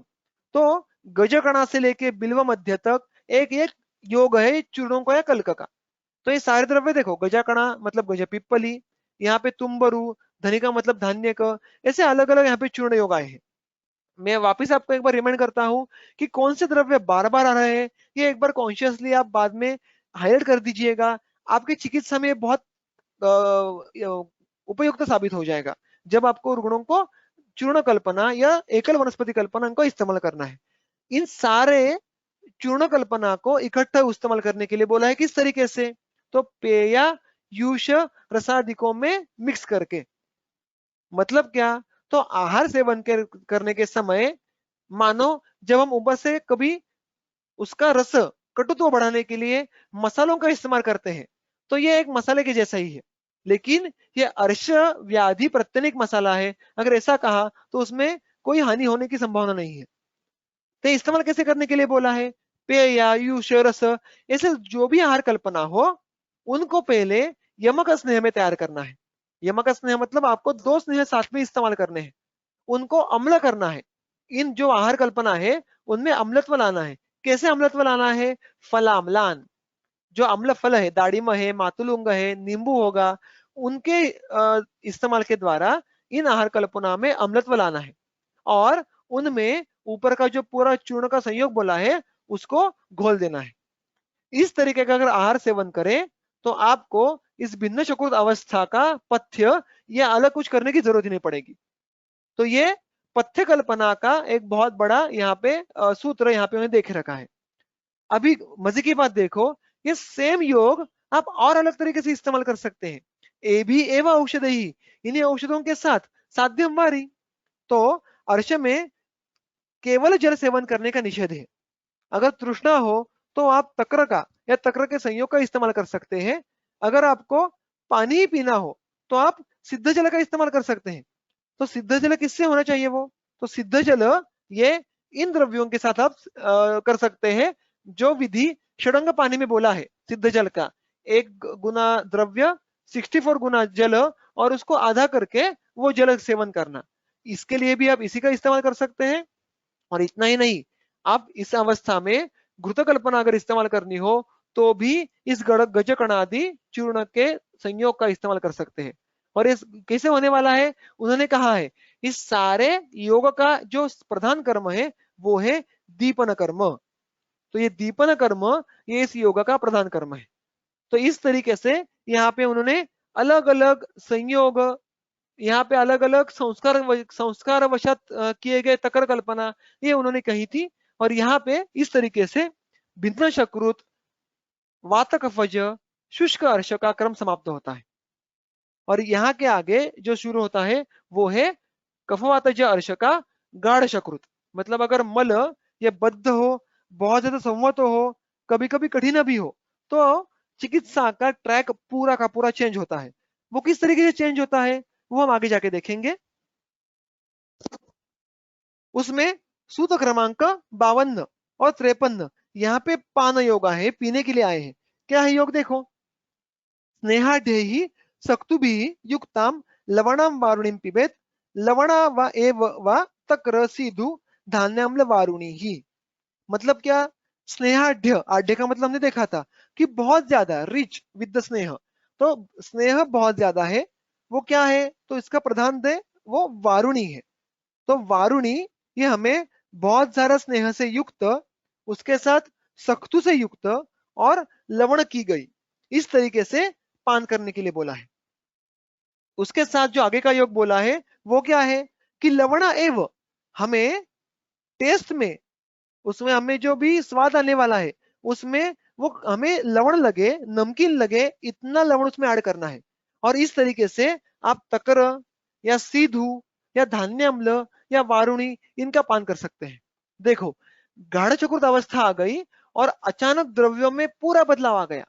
ये द्रव्य किस प्रकार के हैं, हम उसको कुछ उल्टे रेफरेंस, सूत्रस्थान के रेफरेंस देख के उसके बारे में पढ़ाई करने की कोशिश करेंगे। अभी वारुणी, ये तो सबको पता है कि संधान कल्पना है, मध्य कल्पना है। कैसी कल्पना है वो, श्वेत पुनर्नवादि मूले न शाली पिष्टे न क्रियते। तो चावल का जो आटा रहेगा उसके साथ अलग अलग वनस्पतियों के चूर्णों के साथ वारुणी का संधान करते हैं। और उसके गुणों को देखने के लिए जाए तो ऑब्वियसली अम्ल प्रधान रस उसका होने वाला है। उसके साथ साथ विबंध अग्नि है, विबंध का नाश करने वाली है, और अनिल अग्नि भी है, वात शमन करने वाली है। देखो, गाढ़ चकुर्थ अवस्था में जब हम देखते हैं कि पुरुष ये बद्ध होता है, कठिन होता है, तो प्रायः वात का रूक्ष गुण बढ़ जाता है। महास्रोतस में विशेषतः पक्वाशय में रोक्ष बढ़ जाता है। और उसकी वजह से हमें पुरुष को बद्धत्व, रूक्षत्व, कठिनत्व आया हुआ देखने के लिए मिलता है। ये याद में रख के हम इस द्रव्यों की पढ़ाई करेंगे। ये वारुणी का हो गया। उसके आगे जो है वो लवण रस। सबको सूत्रस्थान 10वें अध्याय में के सूत्र पता है, क्या है, स्तंभ, संघात, बंध, विधवा करने वाला, ऐसा लवण रस है। उसके बाद सक्तु, हम देखा सक्तु मतलब क्या, भ्रुष्ट, रोस्ट किए हुए निष्तुष यवों का चूर्ण। अभी यव देखने के लिए जाए तो वो साक्षात पुरुष वर्धन करने वाले हैं, लेकिन उसके साथ साथ सर भी है। तो यहाँ पे यव के दो प्रयोजन है। एक तो इन सारे द्रव्यों को गामित्व ये पक्वाशय की तरफ देना, पुरुषाशय की तरफ देना, और उसके बाद इस पुरुष को बाहर निकालने के लिए मदद करना। तो ऐसे इस सक्तु का रोल है। उसके बाद जो स्नेह है, ऑब्वियसली अनुक्त जब स्नेह होगा तो आभ्यंतर सेवन के लिए हमेशा हम घृत को लेते हैं। तो घृत ये ऑब्वियसली बहुत स्निग्ध है और उसके साथ साथ मधुर प्रधान रस का है। आप देखेंगे तो अम्ल, लवण, मधुर, ये क्लासिकल वातघन रसों का यहाँ पे प्रभुत्व इस्तेमाल किया है। और उसके बाद सिधु जो दूसरे योग में आई है वो कैसी है, वो मतलब इक्षु रस से की गई हुई संधान कल्पना है। तो it's a madhya kalpana prepared using the ikshu rasa. तो ये भी मधुर अम्ल, वातानुलोमन करने वाली कल्पना है। ऊपर धान्य अम्ल का भी जिक्र आया है, उसके नाम में भी अम्ल है। तो देखो, क्लासिकल जैसे पहले हमने जो भिन्न शकृत में जो अलग अलग कल्प देखे थे उनमें बदलाव आके अम्ल, लवण, मधुर, उसके साथ साथ प्रमुख संधान कल्पना जो कि सूक्ष्म है, शरण कर्म करने वाली है, दीपन करने वाली है, उसका यहाँ पे इस्तेमाल स्पष्ट तरीके से किया हुआ दिख रहा है। तो ये पानार्थ इस्तेमाल करने के लिए कहा है। उसके बाद जो आगे का सूत्र है, सूत्र क्रमांक 53, प्राग भक्तान यमके भृष्टान सक्तु भी अवचूर्णितान करंज पल्लवान खादेत वात वर्चोनुलोमनम। ये भी बहुत सिंपल और बहुत इफेक्टिव योग है। क्या योग है? तो इसमें करंज पल्लव का इस्तेमाल करने के लिए बोला है। करंज ये पेड़, ये सबको पता होगा, भारतवर्ष में ये बहुत कॉमनली मिलता है। उसके ताजे पत्ते, नए नए पत्ते मतलब पल्लव, उनका योग सेवन करने के लिए बोला है। ये कैसे होते हैं करंज? भेदन होता है, कटु रसात्मक, उष्ण वीर्यात्मक तथा कफवातघ्न। और भेदन होने की वजह से उसका जिक्र यहाँ पे गाढ़ चक्रुत अवस्था में आया है। लेकिन उसके रौक्ष का विपरीत परिणाम ना हो, इसके लिए उसका भर्जन करने के लिए बोला है। We have to fry that in sneha. Which kind of स्नेह? यमक, मतलब दो स्नेहों को साथ में रख के उसका भर्जन करना है। उसमें ऊपर से सक्तु का अवचूर्ण करना है। We have to sprinkle the churna of saktu. हमने पहले ही देखा कि इससे पुरुष का शरण होगा और करंज को पक्वाशय की तरफ गामित्व मिलने वाला है। और उसका विशिष्ट काल बोला है, प्राग भक्त माने अपान काल, मतलब खाने से पहले, भोजन के पहले ये भी काल या अपान क्षेत्र पे काम करने वाला है। तो ये कैसे बहुत बढ़िया तरीके से युक्ति इस्तेमाल की है, अलग अलग हेतुओं के मदद से यहाँ पे दे हैव मेड श्योर कि इस योग का कर्मकत्व ये पक्वाशय पे किस तरीके से होगा? वात वर्च अनुलोमनम। तो वात का अनुलोमन तथा पुरुष का अनुलोमन, इस कर्म को साध्य करने के लिए इस योग की रचना की है। उसके साथ जो आगे के योग है, सगुणम नागरम पाठम गुणक्षार घृतानि वा गोमूत्राध्युषिताम अद्यात सगुणाम व हरितकीम। तो ये तीन अलग अलग योग है। इन सब योगों में खासियत क्या है? हर योग में गुड़ का समावेश है। अभी तक गुड़ का उल्लेख कहीं नहीं आया था, लेकिन गुड़ इसका प्रधान कर्म है। सृष्ट मूत्र सृष्ट शकृत। तो अगर बद्ध शकृत हो, गाढ़ शकृत हो, तो वहां पे शकृत में थोड़ा क्लेदन करके, आलोड़ा न करके, पुरुष को मृदु करके बाहर निकालने का कर्म गुड़ करता है। तो उसके साथ साथ देखो, उन्होंने क्लासिकल विबंधनाश करने वाले वातनलोमनोहित द्रव्यों का इस्तेमाल किया है। पाठा शुंठी गुड़, ये एक योग हो गया। उसके बाद क्षार घृत और गुड़, ये और एक घृत हो गया, योग हो गया। और उसके बाद गोमूत्र अध्युषित। अध्युषित मतलब क्या? तो गोमूत्र में रात भर डुबो के रखी हुई हरितकी। तो गोमूत्र में हरितकी या उसका चूर्ण अगर रात भर डुबो के रखे और फिर उस हरितकी चूर्णों को गुड़ के साथ सेवन करें। अब इन सारे योगों की अलग फलश्रुति दी नहीं हुई है। तो हमें पता है कि अगर ऐसा नहीं हो तो जो पीछे के सूत्र में फलश्रुति आई हो उनको अनुवर्तन करना पड़ता है, कैरी फॉरवर्ड करना पड़ता है। और इसीलिए इन सारे योगों का भी जो कर्म है वो है वात वर्च अनुलोमन। ऐसे बहुत आसान आसान लेकिन बहुत इफेक्टिव योगों का उल्लेख यहाँ पे किया है। तो करंज ये पहले योग में बहुत हाईलाइटिंग पॉइंट है, और दूसरे योगों के संकलन में गुड़, इसका सिग्निफिकेंस हमें देखने के लिए मिलता है। उसके आगे जाके एक हरितकी का बहुत ही सुंदर योग दिया है, सूत्र क्रमांक 55 से लेके आगे। क्या है? पथ्याशत द्वयात मूत्र द्रोणेन आमूत्र संशयात पक्वात खादेत समधुनी द्वे द्वे हंती कफोद्भवान। तो पहले हम उसका निर्मिति की विधि देखते हैं। क्या करना है? पथ्याशत द्वयात, यहाँ पे वजन नहीं तो गिन के लेने के लिए बोले हरितकी। हरितकी के फल शतद्वय मतलब 200 लेने के लिए बोले हैं। उसको गोमूत्र में डालना है। कितना गोमूत्र लेना है? तो एक द्रोण। अभी एक द्रोण बोला है तो मैंने 2 द्रोण क्यों लिखा है यहाँ पे? तो ये हमारे ग्रंथ का एक सिद्धांत है जो हमें अष्टांग हृदय के कल्प सिद्धि स्थान के आखिरी अध्याय में देखने के लिए मिलता है कि कभी अगर कोई द्रव, कोई लिक्विड, घृत हो, तैल हो, गोमूत्र हो, पानी हो, उसका प्रमाण ग्रंथ ने कूड़व, आपको सबको पता है कि हमारे यहाँ पे अलग अलग यूनिट्स है। तो कूड़व यहाँ से लेके जो आगे कूड़व, प्रस्थ, आड़क, द्रोण, इन यूनिट्स में अगर उनको गिनाया होगा तो वहां पे जितना उसका मान बोला होगा उससे दुगुना लेने के लिए बोला है।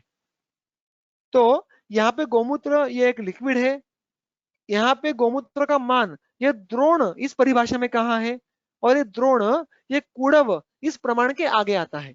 तो यहाँ पे हमें एक द्रोण बोला होगा तो 2 द्रोण व्यवहार में लेना होता है, और 2 द्रोण ये आज के यूनिट्स में 20 लीटर और 48 480 मिलीलीटर इतना होता है।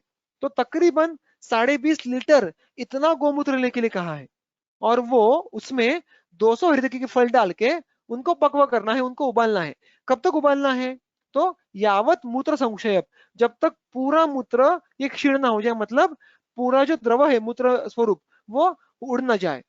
तो मतलब इस सारे मूत्र का जो भी गुण है, क्षार प्रधान, उष्ण रसात्मक, जो भी उसके गुण है, उनका संस्कार हरितकी पे होने वाला है। हरितकी में क्षारीयत्व बढ़ने वाला है, औष्ण्य बढ़ने वाला है, सूक्ष्मत्व बढ़ने वाला है। और कैसे खाने के लिए बोला है उसको? 2 हरितकी, द्वे द्वे, 2 खानी है। किसके साथ खानी है? मधुनी, मधु अनुपान के साथ खानी है। और उसकी फलश्रुति क्या बोली है? कफोद्भवान। तो शुरुआत में उन्होंने स्पष्ट कर दिया है कि इसका दोषक घनत्व कफग्न है। कफोद्भवान, कफज, ऐसे सारे व्याधियों का हनन करता है। कौन कौन से व्याधि? तो कफज, दुर्नाम मतलब अर्श, कुष्ठ, श्वेयथु, गुल्म, मेह, उदर, कृमि, ग्रंथि, अर्बुद, अपची, स्थौल्य, पांडुरोग तथा आढ्यमारुत। अभी देखो, बहुत बड़ी फलश्रुति है। इन सारे व्याधियों के कफज अवस्था में ये साधी कल्पना काम में आने वाली है। यहाँ पे जो अगर हम इन शॉर्ट देखेंगे तो ग्रंथि, अर्बुद, अपची, ये सारे मांस दृष्टि प्रधान व्याधि है। अर्श, कुष्ठ, पांडु, शोथ, इनमें हमें रक्त, मांस, इन दोनों की इन्वॉल्वमेंट देखने के लिए मिलती है। स्थौल्य, आढ्य मारुत, मेह, यहाँ पे मेद की दृष्टि है। और उदर, गुल्म, यहाँ पे तो कोष्ठ में वात की प्रधान दृष्टि देखने के लिए मिलती है। तो इसका गामित्व स्पष्ट तरीके से मांस, मेध, कुछ अंश तक रक्त, तथा कोष्ठ में सुंदर तरीके से वातानुमान करने वाला, और कोष्ठगत जो भी मल होगा, दोष होगा, उनकी शुद्धि करने वाला, ऐसा यह योग यहाँ पे कहा है। इस योग के बारे में और भी बहुत सारी चर्चा हो सकती है, लेकिन आपके लिए होमवर्क के हिसाब से हर एक व्याधि में, कफज अर्श, कफज कुष्ठ में कौन सी विशिष्ट अवस्था में आप इस्तेमाल कर सकते हैं, इसकी पढ़ाई अगर आप करें तो आपको इस कल्प का अंडरस्टैंडिंग और व्यवहारिता ये अच्छे से समझ में आएगी। तो ये एक कल्प, वैशिष्ट्यपूर्ण कल्प हमें यहाँ पे देखने के लिए मिलता है। उसके बाद कुछ एकल योग है। अजय श्रृंगी, इस वनस्पति का योग देखो। अजय श्रृंगी जटा कलकम अजामूत्रेण यह पिबेत। अजय श्रृंगी जटा मतलब मूल, उसके कल्क को अजामूत्र के साथ, बकरे के मूत्र के साथ सेवन करने के लिए कहा है। और इस जो भेषज संयोग है, जो कल्प है, यह कल्प सेवन करते समय विशिष्ट आहार बोला है। वो आहार कौन सा है? गुड़ और वार्ताक। तो गुड़ और वार्ताक शाक, इनका पथ्य, और अजय श्रृंगी और अजामूत्र इनका भेषज संयोग, इनको अगर साथ में सेवन करें तो नश्यंती आशु गुदांकुरा। देखो यहाँ पे सबसे हाईलाइटिंग वर्ड कौन सा है? तो आशु। आशु इज द इंडिकेटिव ऑफ काल। तो बहुत कम समय में ये योग अर्श को नष्ट करेगा। तो जब भी आपको कम समय में ज्यादा काम करना होगा तो आप इस संयोग का इस्तेमाल कर सकेंगे। उसके बाद सूत्र क्रमांक 58 से लेकर 59 तक कुछ योग आए हैं। योग बहुत आसान है, बहुत वैशिष्ट्यपूर्ण है, और उन सब की फलश्रुति नीचे इकट्ठा दी हुई है। क्या है देखो? श्रेष्ठा रसेन त्रिवृताम, श्रेष्ठा मतलब त्रिफला, तो त्रिफला के क्वाथ के साथ त्रिवृत का सेवन करना, ये एक योग हो गया। पथ्याम तक्रेण वासह, पथ्या मतलब हरितकी, उसका सेवन तक्र के साथ कर सकते हैं। या पथ्याम व पिप्पली युक्ताम घृतभृष्टाम गुणान्विताम, हरितकी पिप्पली के साथ जिसका भर्जन घृत में किया है, जिनको फ्राई घृत में किया है, और सेवन करते समय गुणान्वितम, गुड़ के साथ उसका सेवन करना है। या और एक योग बोला है, अथवा स त्रिवृद्दंतिम। अभी स मतलब साथ, त्रिवृत और दंती के साथ किसका सेवन? सिर्फ हमें वापिस पथ्या का सेवन। तो पथ्याम अथवा स त्रिवृद्दंतिम मतलब हरितकी, त्रिवृत और दंती, ये चौथा योग हो गया। तो ये अलग अलग 4 योग सेवन करने के लिए कहे हैं। इन सबका कॉमन फलश्रुति क्या बोली है? अनुलोमनिम। देखो सारे के सारे द्रव्य प्रायः ये अधोमार्ग शोधन करने वाले हैं, विरेचन करने वाले हैं, अनुलोमन करने वाले हैं। तो जब भी गाढ़ चक्रुत अवस्था में अनुलोमन करने की अवस्था आ जाए तो आप इसमें से किसी एक का चयन कर सकते हैं। और इसका ये करने से क्या होता है, आपको अगर फलश्रुति याद होगी तो अपान वायु ये मल को गुदवलियों में धत्ते उनका धारण करने के लिए मजबूर कर देता है, उनका गुदवलियों पे लेपन कर देता है और उससे गुदवलियों में अभिषंद हो जाता है और उसके बाद अर्शांकुर आते हैं।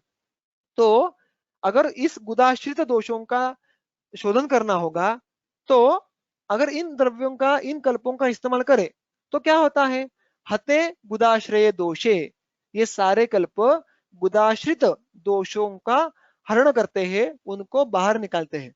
अगर ऐसा हो जाए, अगर वो जो भी गुदवलियों पे दोषों का आवरण है वो निकल जाए तो ऑटोमेटिकली क्या होगा, अर्शों का मूलों का नाश हो जाएगा और उससे गुदजाहा यान्ति संक्षयम, गुदज माने अर्श, उनका भी क्षय ये होना ये ऑब्वियस बात है। तो ये बहुत सादे लेकिन विशिष्ट योगों का जिक्र यहाँ पे किया है। उसके बाद जो आगे दिया है वो पान योग दिए है। देखो तक्र, यहाँ पे वापिस तक्र का उल्लेख आया है जो अभी तक नहीं आया था, क्योंकि तक्र ये प्रायः संग्राही है और इसीलिए इसका वर्णन भिन्न शकृत अवस्था में बहुत ज्यादा आता है, क्योंकि वो नैसर्गिकतः पुरुषों को बांध के रखता है। लेकिन अर्श की व्याधि प्रतिनिक दवाई होने की वजह से उसको युक्ति पूर्वक अभी गाढ़ शकृत अवस्था में भी इस्तेमाल कर रहे हैं। कैसे, दाढ़ीमा स्वरस, अजाजी, यवानी, गुड़, गुड़ का उल्लेख आ गया, नागर ही मतलब शुंठी, पाठयावा या पाठा के साथ, दाढ़ीमा से लेके नागर तक सब एक योग मिलके, या पाठा ये एकल द्रव्य, इनके साथ युतम तक्रम, अगर तक्र दे तो वो संग्रह कर्म नहीं करेगा, किंबहुना वात वर्च अनुलोमनम ये कर्म करेगा। उसके साथ साथ और आगे योग आए हैं जो ये वही कर्म करते हैं, वात वर्च अनुलोमनम, सिद्धुम व गौड़म अथवा, देखो संधान कल्पना है, सिद्धू हमने पहले देखा इक्षु रस की संधान कल्पना है, गौड़ ये गुड़ की संधान कल्पना है। वो संधान कल्पनों का सेवन कैसे करना है, सचित्रक महौषधम, चित्रक और शुंठी के साथ इनका पान कर सकते हैं, पिबेत सूराम्बा या सूरा पी सकते हैं। कैसे पी सकते हैं, हपुषा पाठा सौवर्चलान्वितम, तो हपुषा पाठा और सौवर्चल नाम का लवण, इनके संयोग वशात हम सूरा का पान भी कर सकते हैं। तो जब भी गाढ़ चक्रुत अवस्था में तृष्णा लग जाए, तो जैसे पहले हमने कुछ योग देखे थे संधान द्रव्य प्रधान, वैसे यहाँ पे तक्र के और वापिस संधानों के अलग अलग योग देखने के लिए मिलते हैं। उसके बाद जो आगे का योग है ये भी एक वैशिष्ट्यपूर्ण योग है जो वाग्भट ने यहाँ पे वर्णित किया है। दशादि दशकैः वृद्धा पिप्पली द्विपिचुम तिलान पित्वा क्षीरेण लभते बलम देह हुताशयो। बहुत इंटरेस्टिंग चीज है। देखो दशादि दशकैः वृद्धा, दशादि मतलब दश मतलब 10, 10 से शुरुआत होके करके दशकैः वृद्धा, दशक मतलब इन डिकेड्स, 10-10 के सेट में, तो 10 से शुरू करके रोज दशकैः वृद्धा, 10-10 के बढ़ा के, कौन, पिप्पली ही, तो ये वर्धमान पिप्पली का एक अलग विशिष्टपूर्ण कल्प है। हमें रुग्ण में रोजाना 10 से शुरू करके 10-10 से बढ़ा के पिप्पलियों का सेवन करने के लिए बोलना है। मतलब 10, 20, 30 इस तरीके से हर एक दिन पिप्पलियों की संख्या बढ़ाने के लिए बोली है। लेकिन वो कैसे बढ़ानी है, उसके साथ संयोग करने के लिए बोला है द्विपिचून तिलान, तिल का मात्रा द्विपिचू मतलब 20 ग्राम तिलों का संयोग रोजाना करना है और उसका अनुपात क्या बोला है, क्षीरेण, दुग्ध के साथ रोज पिप्पली और तिल इनका सेवन करने के लिए बोला है। देखो कितने सिंपल द्रव्य है, लेकिन याद रखो इनकी मात्रा बहुत ज्यादा है। पिप्पली ये हमें पता है कि रसायन द्रव्य है और इसीलिए प्रायः कोष्ठ शुद्धि होने के बाद अब पुनर्भव चिकित्सा के लिए देह बल और अग्निबल बढ़ाने के लिए इस रसायन विशेष का इस्तेमाल करने की अवस्था आने वाली है। अभी यहाँ पे क्षीर के मात्रा का उल्लेख नहीं किया है, लेकिन जो सामान्य नियम है कि किसी भी कल्क के साथ कितना दुग्ध लेना चाहिए, तो उसी के सामान्य नियम के अनुसार जितना आप उस दिन कल्क लेने वाले हैं पिप्पली और तिल मिला के उसके 12 गुना दुग्ध का सेवन करना है। ये इतना सिंपल योग है, लेकिन इसकी फलश्रुति देखो कितनी बढ़िया है। क्या कहा है? देह हुताशयो बलम लभते। देह बल और उसके साथ हुताश, हुताश मतलब अग्नि बल। देखो दीपन शब्द का इस्तेमाल नहीं किया है, अग्नि बल बढ़ाता है।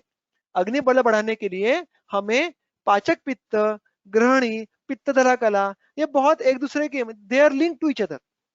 अगर हम ग्रहणी का बल बढ़ाए, ग्रहणी मतलब नथिंग बट पित्त धरा कला, मतलब अगर पित्त का जो सारवान जो गुण है वो अगर अच्छे दर्जे के हो, जो पित्त के प्रमुख गुण है, सस्नेह, तीक्ष्ण, उष्ण, इन गुणों का अगर गुणों को प्रदान करने की क्षमता हम अगर बढ़ा दे तो अग्नि का बल बढ़ाएंगे।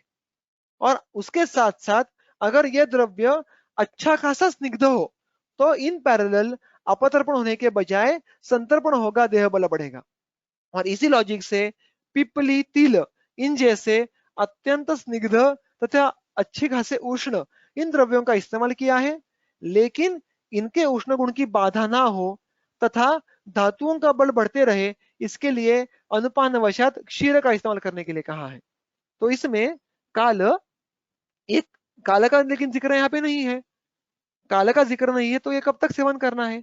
तो टीकाकार ने बोला है जब तक अपेक्षित देह और अग्नि बल की प्राप्ति न हो तब तक।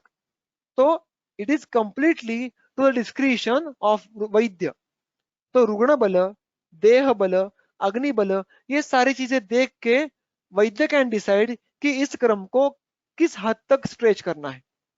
तो अर्श में गाढ़ चतुर्थ अवस्था में रसायन कर्म के लिए, देह बल बढ़ाने के लिए, अग्नि बल बढ़ाने के लिए बहुत ही आसान और इफेक्टिव इस तरीके का योग यहाँ पे उन्होंने कहा है। हमारा आज का समय पूरा हुआ है, तो यहाँ पे मैं विराम लूंगा। उसके आगे के जो भी सूत्र है वो हम हमारे आगे के सेशन में देखेंगे। अगर किसी को कोई डाउट हो, कोई संशय हो, तो हम इसके आगे उसकी चर्चा करेंगे।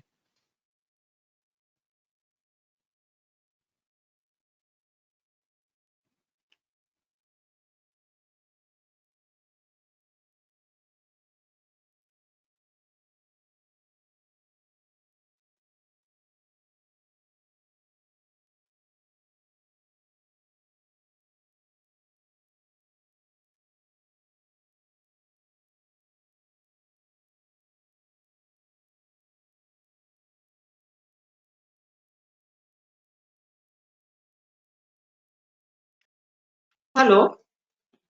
हेलो। हाँ, मला एक प्रश्न होता, मुझे एक क्वेश्चन था हाँ बोलिए। कि जो लेपन करने को बोला है वो प्रैक्टिकली कितना पॉसिबल है? मतलब रुग्ण को लेपन करके ही उसमें तक्र सिद्ध करने को बोलना है, या तक्रारिष्ट जो मार्केट में मिलता है वो तक्र के साथ सेवन किया तो भी चलेगा? नहीं देखो, थैंक आपका सवाल बिल्कुल जायज है कि व्यवहार में ये रुग्णों को कहना ये बहुत कम हो जाता है, क्योंकि उसमें प्रोसीजरल पार्ट बहुत ज्यादा होता है। लेकिन हाँ, दोनों की अवस्था अलग है। तकरारिष्ट ये कल्पना ये ज्यादा उष्ण तीक्ष्ण होने वाली है। जब सिद्ध चक्र बोले हैं वो प्रायः हाँ, आहार के लिए बोले हैं।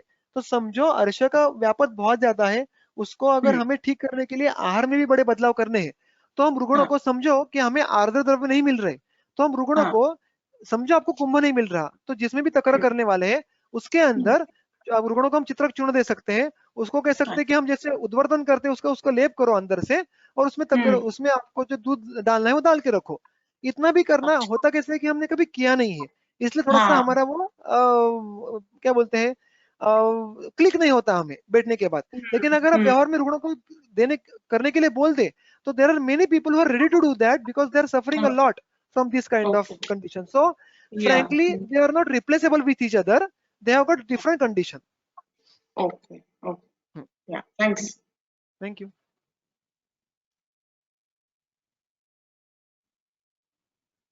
हाँ, गोमूत्र में रखी हरड़ वृक्ष होगी ना सर? बिल्कुल, इसीलिए तो वहां पे उन्होंने कफोद्भव बोला है।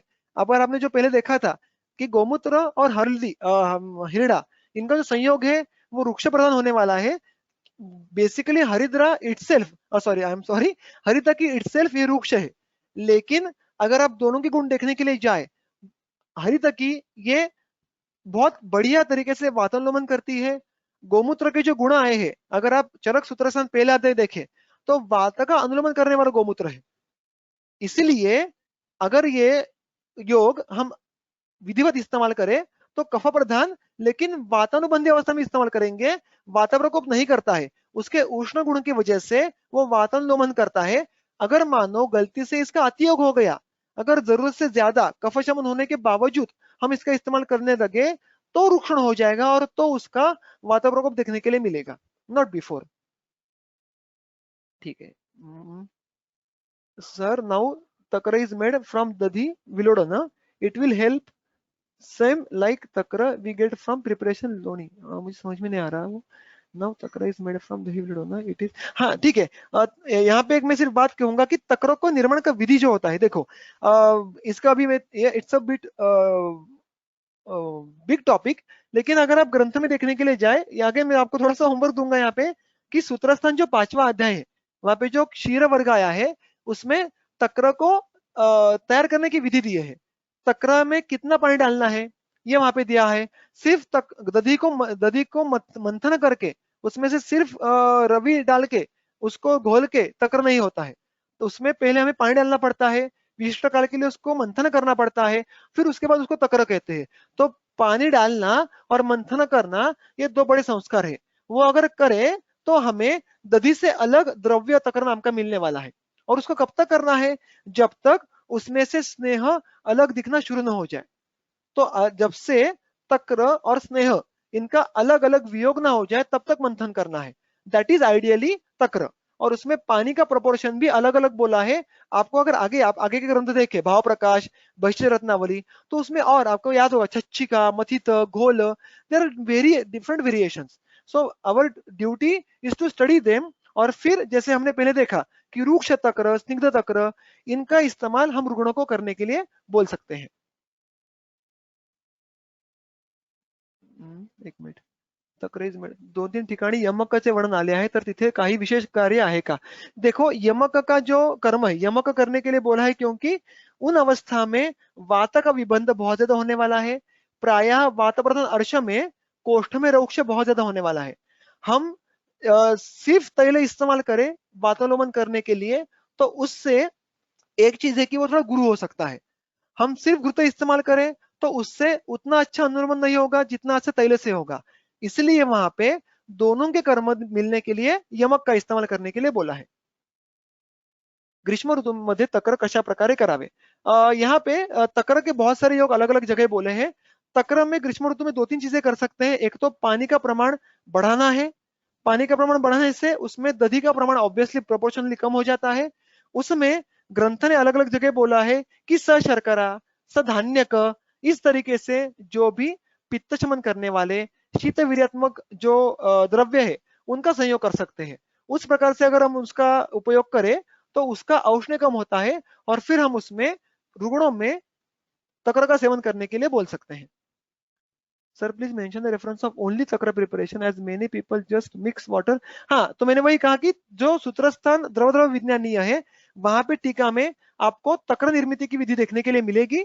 क्या करेंगे next time, I just make sure कि शुरुआत में मैं ये जो तक्र विधि निर्माण का विधि है उसका सूत्र और उसके जो टीका होगी वो मैं आपके सामने रखूंगा। Till that point of time आप वहां पे ढूंढने की कोशिश कीजिएगा और खुद से पढ़िएगा उसको। अभी उसके लिए बहुत समय चला जाएगा। अगर कोई पेशेंट को अग्निमांद्य है ही नहीं तो फिर भी उसे दीपन पाचन करना चाहिए क्या? उन्हें चित्रकादि उष्ण द्रव्य देने चाहिए क्या? बिल्कुल सही सवाल है आपका। व्यवहार में ऐसा देखने के लिए मिलता है कि अर्श के रुग्णों में अग्नि ठीक है, लेकिन उसमें गुदांकुर है या मल संबंधित कंप्लेंट्स है। तो उसमें मैंने आपको इसलिए पहले, अगर स्लाइड आपको याद होगी, तो हमने वहां पे देखा था कि जब आपको अग्नि ज्यादा मंद नहीं है और वहां पे विबंध ज्यादा है, वहां पे गुदोष वैतु ज्यादा है, तो आप जो भी अलग अलग चूर्ण है, अलग अलग योगी इस्तेमाल कर सकते हैं। चित्रक का यूज करना है ऐसा बिल्कुल नहीं है। तो आपको अगर याद होगा तो गुदोष वयथु, गुदोष शूल और मंदाग्नि, इसके स्लाइड में मैंने ये चीज आपको बताई ही कि जहां पे अगर दीपन करना है तो विशिष्ट योग करो, दीपन ये प्रधान कर्म नहीं है तो आप अलग योग करो। जहां पे गुड़ आया है, जहां पे तक्र है, जहां पे हरितकी है, ये योग इस्तेमाल कर सकते हैं। So it is not mandatory to you always use chitrak और अत्युष्ण द्रव्य फॉर अर्च। You can change the dravya as per the avastha. Sir 48 shloka explain कराल का? म्हणजे वात आणि विबंध असताना दही तसे कफ आणि पित्त असताना काय? 48 क्रमांकाचं सूत्र, 48 क्रमांक का सूत्र अभी हमारा कवर होना है, तो 48 क्रमांक का सूत्र हम सॉरी त्वचम चित्र का मूलस्य यहाँ पे म्हणजे वात आणि विबंध असताना दही, तसं कफ आणि पित्त असताना काय?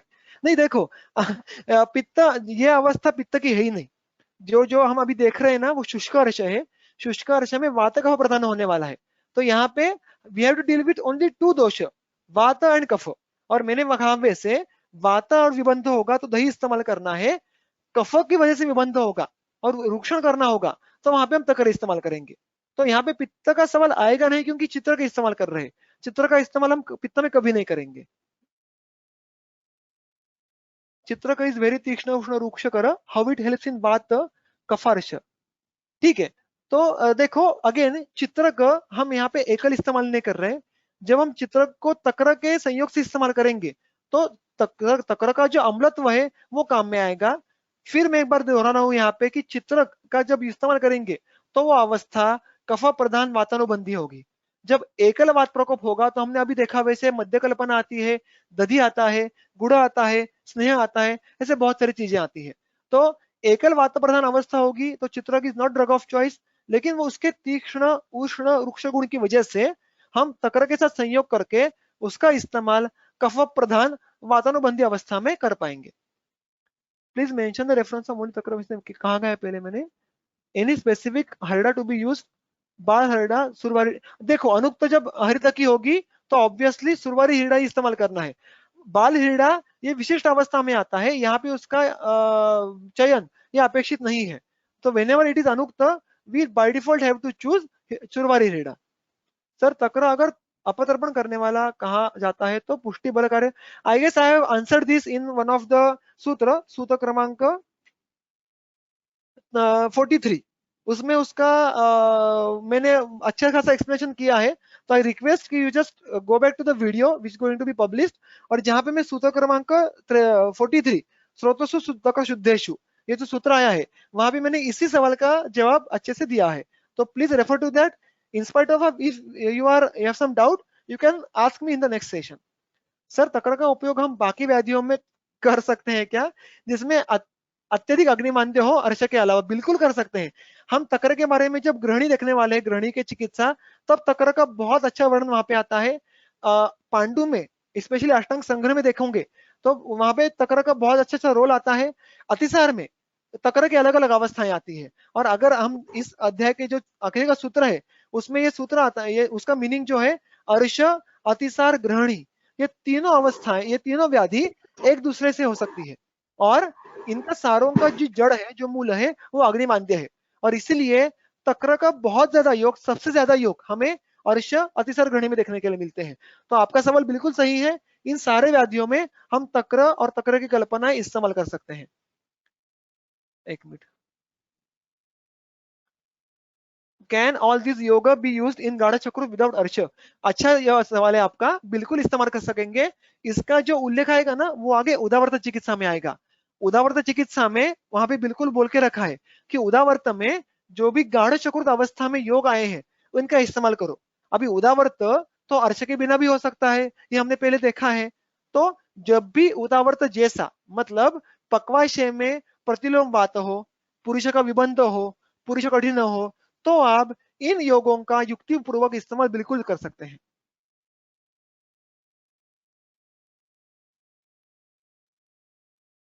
एक मिनट सर, सिर्फ मलावरोध है और अर्श नहीं है तब आपने बताए हुए योग, मैंने अभी इसका जवाब अवयव भी दिया है, आप इसका इस्तेमाल युक्तिवशात बिल्कुल कर सकते हैं। सर सिर्फ मलावरोध है अर्श नहीं है तब भी इस्तेमाल कर सकते हैं। सर पेशेंट जब हमारे पास आते हैं तो कहते हैं बर्निंग पेन हो रहा है, तो वो पित्त से हो सकता है क्या? तो उनको भी उष्ण द्रव्य से दे सकते हैं क्या? जैसे तकरारिष्ट भी उष्ण है तो दे सकते हैं क्या? नहीं, अभी तक देखो ये सवाल बहुत जायज है। अभी तक हमारा अर्श आधा भी पूरा नहीं हुआ है। अर्श में पित्तानुबंध कब होता है, उसकी चिकित्सा कैसी है, ये पूरा आगे आने वाला है। तो हमारे आपके आगे के जो 2 सेशन है उसमें आपको ये जवाब मिल जाएगा। वहां पे तकरारिष्ट इस्तेमाल नहीं करना है, वो इस्तेमाल जवाब यहाँ पे दे सकता हूँ। I just give you hint, आगे के सेशन में हमें दुरालभारिष्ट नाम का एक कल्प आने वाला है। तो वो इस्तेमाल हम कर सकते हैं। अनुबंध, पित्त का अनुबंध हो तो, पित्त प्रधान हो तो हमें श्रावी अर्श में जो योग आने वाले हैं आगे जाके, वहां के योग हमें इस्तेमाल करने हैं। इतना मैं आपको बिल्कुल बोल सकता हूँ। Sir takrarishta is arishta kalpana, so when to be given. अरिष्ट कल्पना ये कफ प्रधान अग्निमांद्य होता है, तब देने की अवस्था है जब भी हमें चिरकारी अर्च है, जीर्ण संप्राप्ति है, और हमें सूक्ष्म सदस्यों तक जाके कफ शमन का काम करना है, वातोलमन का काम करना है, उस अवस्था में अरिष्ट कल्पनाएं देनी है। अगेन मैं आपको एक पर्सनल होमवर्क देता हूं। अरिष्ट कल्पना की विशिष्ट अवस्था हमें अष्टांग हृदय, सूत्रस्थान, द्रव विज्ञानीय के मध्य वर्ग में देखने के लिए मिलती है। तो वहां पे अगर आप अरिष्ट पढ़ो तो अरिष्ट कहाँ कहाँ पे इस्तेमाल करने हैं कोई भी व्याधि में, ये आपकी जो भी सवाल का जवाब आपको और डिटेल में वहां पे देखने के लिए मिलेगा। अग्निमांद्य ये संकल्पना ट्रिकी है। Can you explain as in jarana shakti and abhyarana shakti? I just I let you know कि ये सवाल बहुत अच्छा है। मैं जस्ट थोड़ा शॉर्ट में बोलता हूँ क्योंकि इसका जवाब बहुत बड़ा है सवाल शॉर्ट होने के बावजूद। Agnimandya is definitely very tricky. अग्निमांद्य मतलब भूख कम लगना ऐसा बिल्कुल नहीं है। It is a very partial understanding of agnimandya. अग्नि शक्ति का परीक्षण कैसे करना है इसका उल्लेख हमें चरक विमान स्थान में मिलता है। अग्निम जरण शक्तिया परीक्षित एंड ऑल्सो अग्निम अभ्यवरण शक्तिया परीक्षित। तो जरण और अभ्यवरण मतलब क्या? अभ्यवरण मतलब आप कितना मात्रा में खा रहे हैं। तो मात्रा is very important firstly before you जज अग्नि। तो कोई भी इंसान बंदा कितना मात्रा में अन्न खा रहा है, ऑब्वियसली जैसे चरक सूत्रस्थान 5वें अध्याय में कहा है मात्रा शिथिया में कि द्रव्य कौन सा है, गुरु है लघु है भी देखना पड़ता है। तो basically what you are eating and how much you are eating is the first parikshan. And then second कम जरण शक्तिया। जरण शक्ति मतलब आप उसको किस तरीके से पचा पा रहे हैं, किस तरीके से। इसमें सबसे पहला मुद्दा है वो कितने समय में। दूसरा मुद्दा है कि जीर्ण होते समय आपको अन्य कौन से लक्षण देखने के लिए मिलने वाले हैं क्या। मैं आपको एग्जांपल बोलता हूं कि अगर एक रुग्ण सिर्फ आधी रोटी खा रहा है और आधी रोटी को मात्र वो 2 घंटे में पचा रहा है, और अगर हम देखें कि उसकी जरण शक्ति तो अच्छी है, 2 घंटे में उसको वापिस भूख लग रही है, तो इट इज नॉट तीक्ष्णाग्नि बिकॉज उसकी आहार मात्रा बहुत कम है। जो लोग बिंज नहीं करते ना बार बार। तो कहने का मतलब क्या है, आप इन दोनों चीजों को इकट्ठा जोड़ना पड़ता है। उसका अभ्यवरण मतलब what and how much is eating, और जरण शक्ति मतलब अगर अच्छा खासा गुरु अन्न खाने के बावजूद रुग्ण या व्यक्ति बहुत जल्दी उसको जरण कर रहा है और उसको वापिस 4-5 घंटे का भूख लग रही है और वापिस वो खा के वो भी जरण कर पा रहा है, so it is classical indication of tikshnagni. मंदाग्नि कैसा होता है? वो थोड़ा भी समझो 2 रोटी भी खा ले तो उसको बहुत देर तक उदर गौरव लगेगा, कभी कभी विष्टम भी लग जाता है, और उसको जो आगे का अन्न काल है वो बहुत देर से आता है। ये क्या हो गया? ये मंदाग्नि हो गया। अग्नि ये विषय बहुत बड़ा है, लेकिन आपने यहाँ पे सवाल पूछा इसलिए अग्निमांद्य ये बेसिकली जरण शक्ति और अभ्यरण शक्ति के हिसाब से करना है। अगर आपको अग्नि की पढ़ाई करनी हो तो अष्टांग हृदय, शारीर स्थान 3rd चैप्टर, चरक संहिता चिकित्सा स्थान 15वां अध्याय, चरक संहिता विमान स्थान 6वां अध्याय, इसमें आपको और आगे के भी अध्यायों में 7वें अध्याय में भी आपको अग्नि के उल्लेख मिलते हैं। उन सारे अध्यायों में से अगर अग्नि को आप इकट्ठा पढ़े तो अग्नि के बारे में आपकी पढ़ाई बहुत अच्छे से हो जाएगी। सर जब पेशेंट को अर्श का कुछ भी कंप्लीट नहीं हो, जैसे शूल अग्निमांद्य सिर्फ उसको अर्शांकुर है, फिर भी उसकी ट्रीटमेंट करनी चाहिए कि बिल्कुल करनी चाहिए, क्योंकि गुदांकुर ये अर्श का प्रधान लक्षण है, प्रत्यात्म लक्षण है। आपका सवाल बिल्कुल जायज है। देखो ग्रंथ में जो भी निदान स्थान में पिक्चर होता है, प्रेजेंटेशन होता है, वो व्याधि के उत्कर्ष अवस्था का होता है। It is the ideal book picture of व्याधि। अगर किसी बंदे ने व्याधियों का हेतुओं का सेवन, वही उसी व्याधि हेतु का सेवन लेकिन बहुत अल्प प्रमाण में किया, तो व्याधि का एक्सप्रेशन ये बहुत कम हो जाता है। It is not a full flesh picture, it is not a book picture, it is a mild picture, it is a mridu chitra होता है उस एक्चुअल व्याधि का। और ऐसी अवस्था में हम अगर अर्च के अगर हेतु लक्षण देखने के लिए जाए तो कीड़ लगा हुआ पूरा पेड़, वो हतबल इंद्रिय का अबलत्व हुआ पेशेंट, ऐसा व्यवहार में देखने के लिए मिलता नहीं है, क्योंकि रुग्ण में हेतु बल कम होता है। तो हमें क्या करना पड़ता है, यही सारे जो चिकित्सा जो कल्प है वो हमें कम मात्रा में और कम फ्रीक्वेंसी में यूज करने हैं। तो उनकी चिकित्सा करनी है क्या? बिल्कुल करनी है, लेकिन उनमें इतने प्रमाण में, इतने मात्रा में और इतने फ्रीक्वेंसी में, ड्यूरेशन में कल्प इस्तेमाल करने की जरूरत नहीं पड़ती। We have to choose mild kalpa in low dose for less frequency. ठीक है, चैट बॉक्स के मैंने सिक्वेंशियली सारे सवाल है वो आई गेस एक्सप्लेन किए हैं। हाउ कैन मांस वृद्धि बी डिफरेंशिएटेड फ्रॉम अर्शांकुर? अर्शांकुर नहीं, देखो अर्शांकुर इज अ मांस वृद्धि, लेकिन आपको अगर डायग्नोस करना है कि ये सिर्फ अधिमांस व्याधि है, मांस वृद्धि है या अर्श नाम का व्याधि है, तो आपको अर्श की पूरी संप्राप्ति देखने की जरूरत पड़ेगी। अगर अर्श की पूरी संप्राप्ति अगर दिख रही है, दोष प्रकोप के हेतु है, मलचय है, अग्निमांद्य है, पूर्वरूप है, तो वो अर्श होगा। अगर ये कुछ भी नहीं है, उसका अग्नि बहुत बढ़िया है, उसको अर्श के हेतु नहीं देखने के लिए मिल रहे, उसको मल का संचिति नहीं है, तो इट कैन बी लोकल मांस वृद्धि। फिर उसको स्थानिक मांस क्षेपण की चिकित्सा करके उसका शमन हम कर सकेंगे।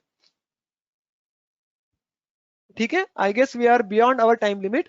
आई thank you everybody on the behalf of team Samhita Bodh. और इसके आगे का सत्र हम वापिस रविवार को सुबह शुरू करेंगे। Thank you very much.